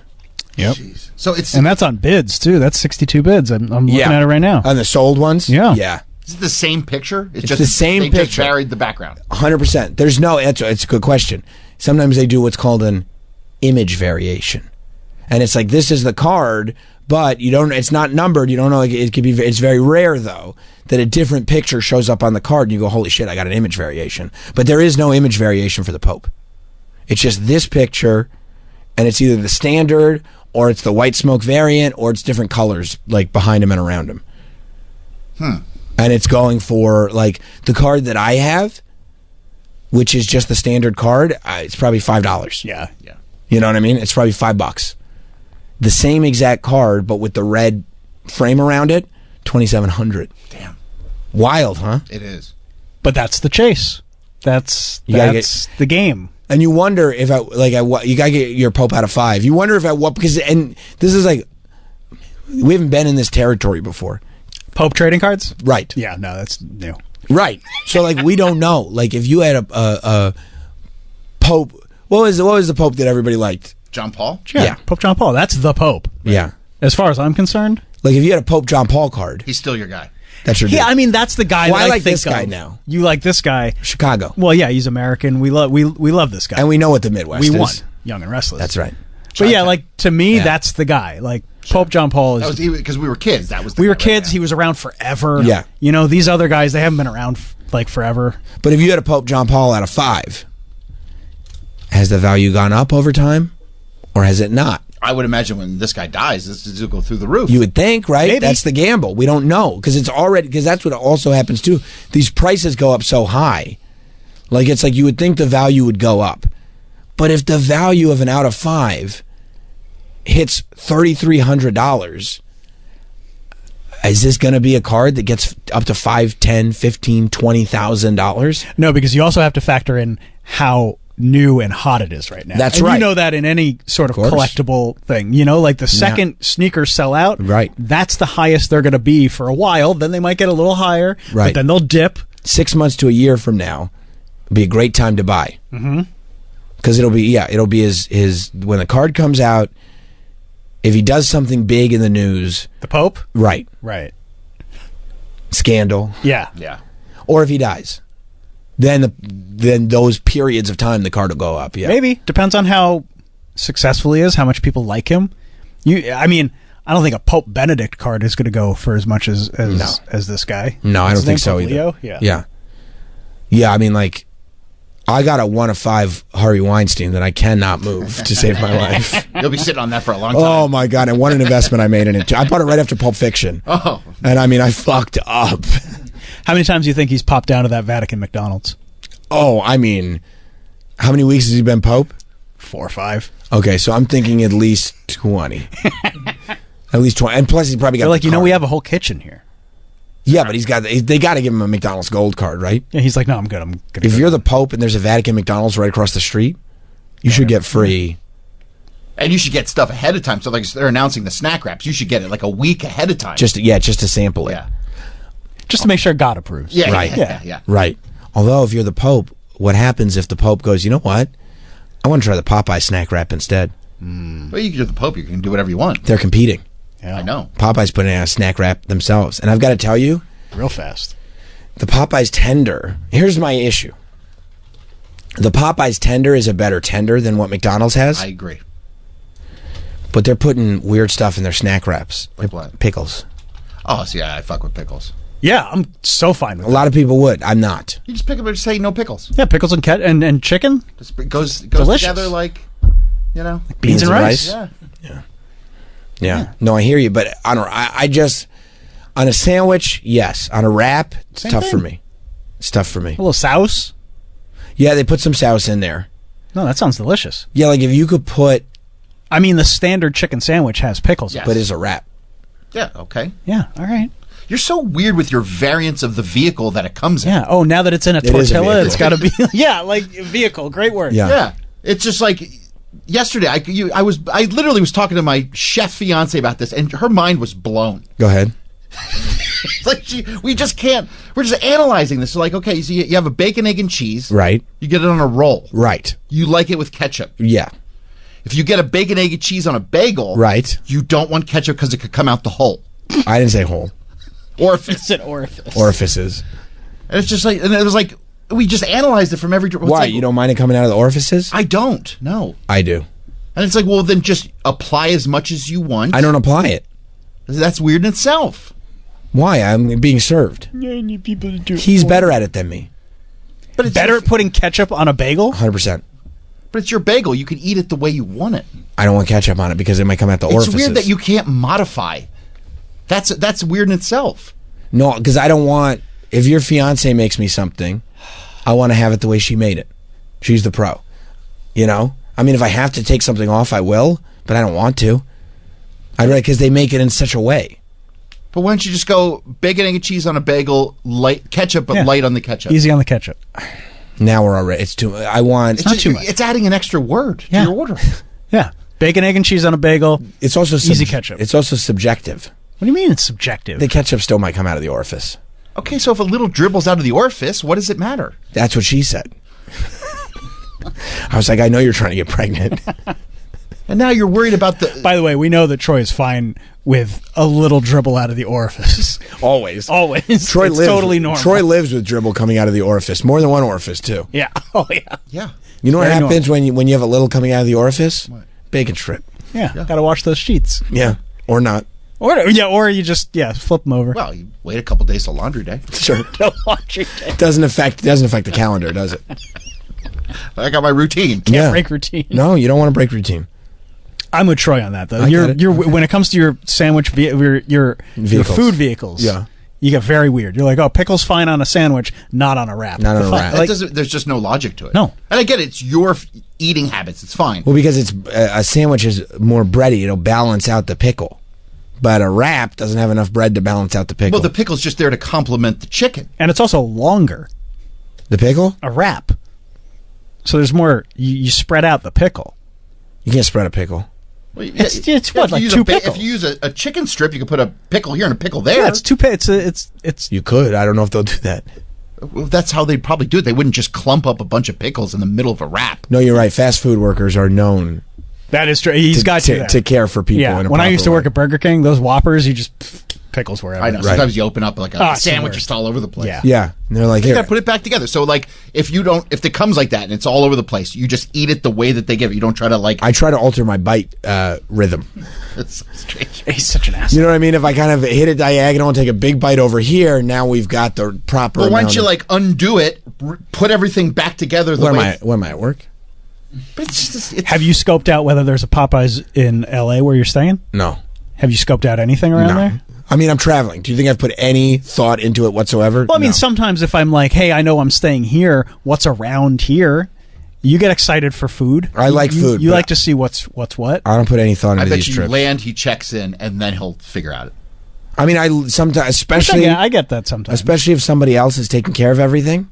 Like I you know will, where you're staying. I'll sometimes check an email. Like I'll do an email search when the plane lands to be like, what hotel? I could not tell you. Yeah, right I know. now. You've gone to the wrong airport before. 100%. I could not tell you right now what hotel I'm staying at. You're in Los Angeles, though. I think You're around. flying into LAX? I think, yeah. You think? I think he's. I'm pretty sure. Flying into Burbank? I That'd couldn't be dope. imagine. No. Why? That'd be awesome. That would be awesome. Yeah. It's a Okay, better- so maybe It's a better airport. Burbank's All right, maybe. a way better airport. Okay, so I hope so. And I'm sure there's a Popeyes around. It's Los Angeles. There's got to be. Yeah. That's the thing. I'll get a rental car. I'll be fine. I know the snack wraps out now. Are they? I don't know. I think think they're so. coming out very soon because they want to beat McDonald's to the punch. Cool. They should come out like the day before McDonald's. That'd be dope. I thought they were out yesterday because I was like, I walked by Popeyes and there was a line. I was like, oh shit! Oh, the maybe they snack were. wraps are out, and it was Mario Kart. It was for the GameStop. Oh, Mario Kart. Did Switch come out yesterday? Switch came out today. Yeah. Oh, you know what? I saw some jamokes camping out outside of Best Buy yesterday. That's what it was for. Yeah. So the Switch 2, did it come out this morning? Yeah. And you have to put a second mortgage on your house to get the Switch 2, is that right? If you want to game with it, yeah. Okay. But you could just get the system. Yeah, if you want. Right, Yeah. right. But if you want Paperweight. open world Mario Kart. Which looks dope. I mean, I'm going to get it. I'm going to have to. I love Mario Kart. Guess. Yeah. I'm not ready to spend $600. I'm not rushing. When I'm taking out. Is that how much it is? Yeah, the console is $5 and then the game is like $80. So yeah, after tax and everything, it's running over $600. Oh. Yeah. For Switch. Yeah, 2. For Switch 2. Switch 2. I mean, Switch was the more family-friendly system always. Yeah. But and are places like selling out of it instantly? Yes. Okay. Oh, they're out. What are the snack wraps? Snack wraps. Oh, starting June 2nd. Oh, I'll grab one today. Starting today, June 2nd. What about a Switch 2? No, you can't get one of those, but you can get a snack You can get wrap. a snack wrap? Okay, Yeah. they're making more? 3 different flavors. What's the flavors? Okay. Where? Well, I know there's like a honey mustard one. There has to be a buffalo one. These generously There's definitely sized a buffalo chicken one. wraps are everything you love about Popeyes. See, they're already taking shots, generously sized, saying the other guys are slim. Each one is packed with a Popeyes hand-breaded and battered chicken tender, Packed. crisp lettuce, shredded cheese, Like that? crunchy pickles, Nah. and topped with your choice of a classic, spicy, or honey mustard spread. What about ranch? All tucked into a soft, warm tortilla. It's probably like they're sandwiches, but it's just in a wrap form. What about ranch? Oh, the tortillas are inspired by their biscuits. Oh, butter tortillas? Oh. That's interesting. I might go today. What about ranch? No, You dude, I already told you. ranch Classic, dip? spicy, or honey mustard. They have ranch to dip. You Yeah. dip it. You don't dip. You're not going to dip a wrap, Well, we already know he doesn't dip a sandwich. but you have to dip a wrap. You wouldn't dip a wrap. The opening's right there. You I dip. might dip a wrap. Yeah. I would prefer it to be on the wrap, though. You'd be a psychopath if you didn't dip it. You think $4 each. That's a good price. Remember when wraps were like $2. You just go and get 50. Yeah. Yeah, I guess I'll get the spicy one and dip it in ranch. That's great. I guess that's the move. Hell yeah. I'll probably get one of each just to try them all. You know what? That's a great idea. Yeah. I hope KFC puts snack wraps out too. I hope there's a snack wrap revolution. Well, KFC used to have those little chicken sandwiches. Oh yeah, the chicken littles. Yeah. Oh, those are so good. Yeah, you just pound back 15 of them Easy. easily. I don't fuck with KFC anymore. Why not? It's just not as good. As what? Popeyes blows it out of the water. Chick-fil-A blows it out of the water. Excuse me. Right? Don't you think? Wouldn't you say if you put those three up against KFC's the worst out of all of them? Yeah. Yeah. They've That doesn't really mean gone it's bad. downhill. They were great in like the 90s when there wasn't everybody making fried chicken. But I will be in the mood for KFC specifically. Like what? No, if I go like there, I'll get the whatever it is, the strips or the whatever. I'll probably get strips, corn. They got good biscuits, Good fries. Good fries. Like I'll be in the mood for KFC specifically. It's got its own. I can't remember the last time I was in the mood I for mean, that'd be years. KFC specifically. I'll tell you I what. got one right by my house, so I can tell you. You know, it wasn't that long ago. I haven't had Arby's in a minute, but with Zach in here talking about Arby's, I'm gonna slam an Arby's next time I'm in Florida. Roast beef sandwich and mozzarella sticks. I've yet to try the mozzarella sticks. Yeah, he said they were great. And their fries. I mean, the curly fries are incredible. You forget about those. Those are a sleeper. You do sometimes. You do. They slip your mind. Yeah. And then once you get them, you're like, why haven't I had these in a while? How could I let this slip my mind? Yeah. You know, I saw it was all the rage for a long time. The Walton Goggins and Amy Lou. What's her Wood. Amy Lou what? Wood? Amy Lou Wood. Amy Lou Wood. There was a big feud. You know, everybody loved White Lotus.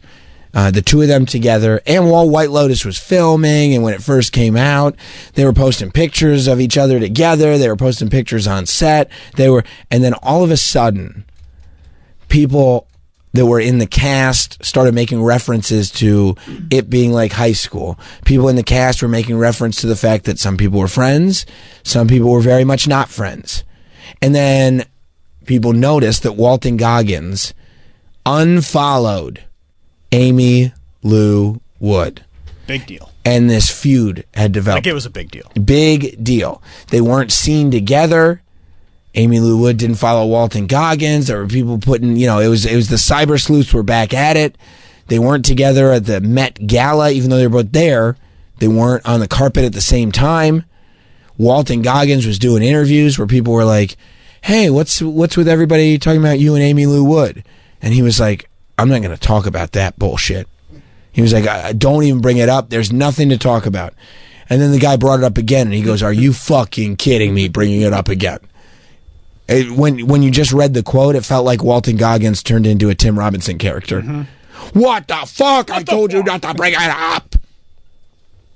But, as it turns out, they did an interview together.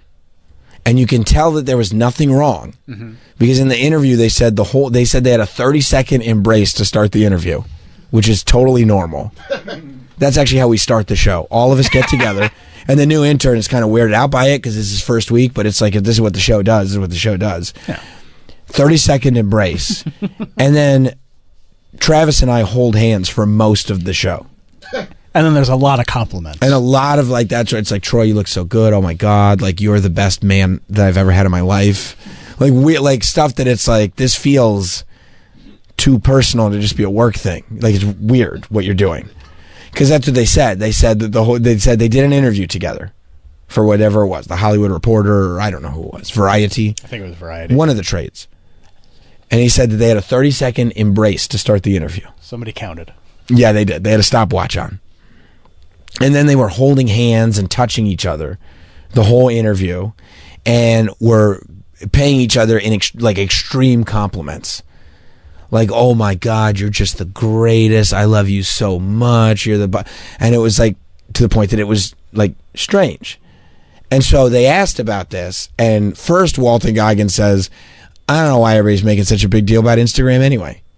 And it's like, bro, you made a big deal about Instagram because you didn't talk about it. Like, you not talking about it, it's the Streisand effect, is what made it a big deal. Like, if you had, first of all, unfollowing is clearly deliberate. Mm-hmm. So you unfollow, and then you refuse to explain it, and then you're not seen together, and then you won't talk about it. That's not to gaslight people into being like, what? You guys need to get off your phones. Like, it has nothing to do with a phone. Instagram is just not that important. Like, okay, fine. What happened? Like, if it's not that important, why'd you unfollow? Well, as it turns out, it really was all much ado about nothing. He was in character. I don't believe any of this. What? Why? It sounds. I mean, can you not hear the way I'm saying it? Like, doesn't it sound like what a person would do? No. No, this is the worst explanation I've ever heard. This is all just like, let's make sure everybody thinks that we like each other because award season is coming up and we're going to start to get nominated and we're pushing all these FYC, interviews. And no, I don't believe a word of this. No, I do. Okay. Because he was in character. Like Mr. Imus. Oh, you can get away with more stuff like that when you're in character. You can, Imus doesn't unfollow people. The character unfollows Did people. He unfollow Samuel L. Jackson after they filmed Hateful Eight? I would have to look back. I'm going to guess yes. Okay. All right. Now, he said, listen, his time in Thailand, and this is true, was a much more cathartic, bigger deal for him than anyone else, because this is the same place that he went when his first wife took her own life many years back. Yeah. They were divorced at the time, but there's that blame that kicks in. It fucks you up, and so she took her own life. So he went to Thailand to just kind of get his head together, and he said going back there, of course, would bring back a lot of memories of that time. Fair. And he said because of that, his experience was obviously very intense. And he said, everybody put a lot into their character, but I put a lot into my character. Amy put a lot into her character. We loved those characters. I loved her character. I loved my character.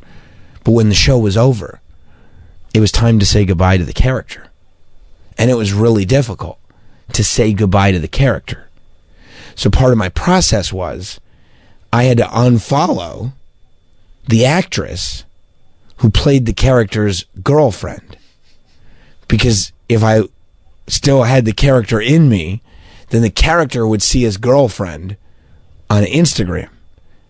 But if he didn't see his girlfriend on Instagram because I unfollowed her, then I could get the character out of me. No. So as you can see, everything is fine. No more questions, please. Am I right, Amy? And Amy said, You're so beautiful. yes, you are. Yes, you are. And that is what he said is the reason for the unfollowing on Instagram. That's the worst explanation. No, don't clap. What? We got a resolution. We got a perfectly rational, reasonable explanation. We got a resolution. Talk about putting a bow on this thing. Nothing more to see here. Let's move on. He says he did the same thing with Timothy Olyphant after they finished Justified. Not on Instagram, but he said, I didn't talk to him for almost 2 years. I've done that with every single thing that I've done. Goggins is receding hairline sexy now. Yeah, that's the other thing. Walton Goggins was nowhere near the level of fame when he was doing Justified. But he was also like, aren't you supposed to let go of the character when you stop shooting? Yeah, not like... You don't let go of the character when the episode a year airs. later. Yeah. Like, were you still in character until the episode aired? That's like the guy that did the Elvis movie. He stayed in for years. He couldn't get out of it. He couldn't stop. And it wasn't even that good of a movie. He'd be walking down the red carpet like, people, why the fuck are you still talking like that? Oh, yes. He's like, I don't know. I fucked myself up something fierce. He does say... Baz Luhrmann was so demanding.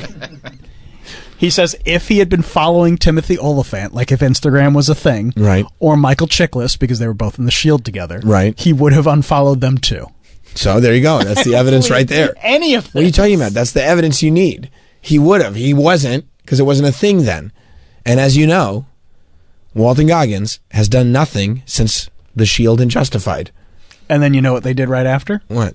During the interview? What? He followed her again. You know what? And he probably just thought of it. I'm sure that wasn't something that he concocted before the interview. He said, you know what? I'll follow you right now. You know what? I'm going to follow you right now. He definitely didn't think of that before the interview. It definitely was not performative. He probably just realized it. You know what? I have let go of this character. We can be friends again. And then you know what they did? What? They hugged. Embraced? Uh-huh. Oh, wow. And he said, I love you. And she said, I love you too. Oh, wow. That's so great. I'm so glad. I'm so glad they're friends now. They're friends now. And they were never actually enemies. It was the characters. Yeah. Because, yeah. Also performative. You would have thought that he had enough time between the shooting of the show and the airing of the show to kind of get this out of his system, but I guess... Oh, I thought you were going to say to think of a better story. Oh. No, because he was posting all kinds of photos with her, like... And then didn't he delete the photos that he had with her? Mm-hmm. Well, then how does that play into this? Huh? Let me see. Hang on. I'm pretty sure he did. Was his character looking at the old photos that he posted? It's possible. It's entirely possible. I don't know. He posts a lot, so I would have to go... Yeah. Well, yeah. I mean, I'm just glad that for the sake of his character, he didn't have to break up with his pelvis, because we would have missed all those bikini shots that he posted. Remember this one? Remember that, Troy? Oh, yeah. Yeah. Let me like that real quick. Okay. There we go. Let's see. Oh, he posted that twice. No, he's got some... They're up still, okay. Yeah. But he posted Rick and Chelsea on April 6th. So, like, that's when it aired. Did he unfollow Danny McBride? That's what I was wondering, actually. What about Rob Zombie from House of a Thousand Corpses? I don't think Uncle Baby Billy unfollowed anybody. Yeah, what about... think he had to get that character out of his head? Say goodbye to Uncle Baby Billy? Maybe out of his dick head. Yeah, I don't know. I know. But maybe he hasn't had to say goodbye to Uncle Baby... No, yeah, because the show ended. Yeah. So he would have to say goodbye to Uncle Baby Billy. Does he still follow the nanny? Fran? Yeah. No. The nanny from the show, where he keeps cursing at her. I thought you meant Bitch, Fran. I don't pay you to change your clothes. This ain't a goddamn fashion show. I thought you were talking about Fran Drescher. I mean, It's like, why wouldn't he? Does he follow Fran Drescher? That's a good question. Yeah. I don't know, man. I might shut down my Instagram account if I was Walton Goggins. I don't know if he's ready for this kind of smoke. I don't know if he's ready for this kind of fame. That's the thing. He hasn't been famous. Yeah. And this is why I worry, because I love Walton Goggins. Love him. And he's saying he's happy this is happening now because he would have been a mess if this happened in his 20s or 30s, which I believe. Except he also seems to be really enjoying this. And there are times where I look at the stuff that he's doing, and I go, he's enjoying it like too much. Well, I mean, he's earned it. You mean the fame? He's enjoying the fame too much? Famous. I don't know. I feel like he's earned it, and he's had people who have known, you know? Yeah, but he's not enjoying being recognized for being a great actor. He's enjoying being famous. Those are two different things. And enjoying being famous is bad for anybody. Sure. Fame is bad. Being recognized as being skilled at something, trust me, is good. But fame is not good. You liked it when the pilot recognized you. That was sick. That was ultra sick. I hope it happens again. I'll let you know if it does. We will be back here on Monday. Don't forget to get those emails in if you want to be at the town hall on Monday afternoon. Get to Sam Roberts SXM on Instagram and Twitter to get all the details about that. Come join us on Monday along with Orlando Bloom and Bryce Dallas Howard. But before that, we'll be here 8 a.m. Eastern on the air. We'll see you then. Have a good one. This has been Sam Roberts Show. If you missed anything or want to hear it all over again, check out Sam Roberts Show on the SXM app.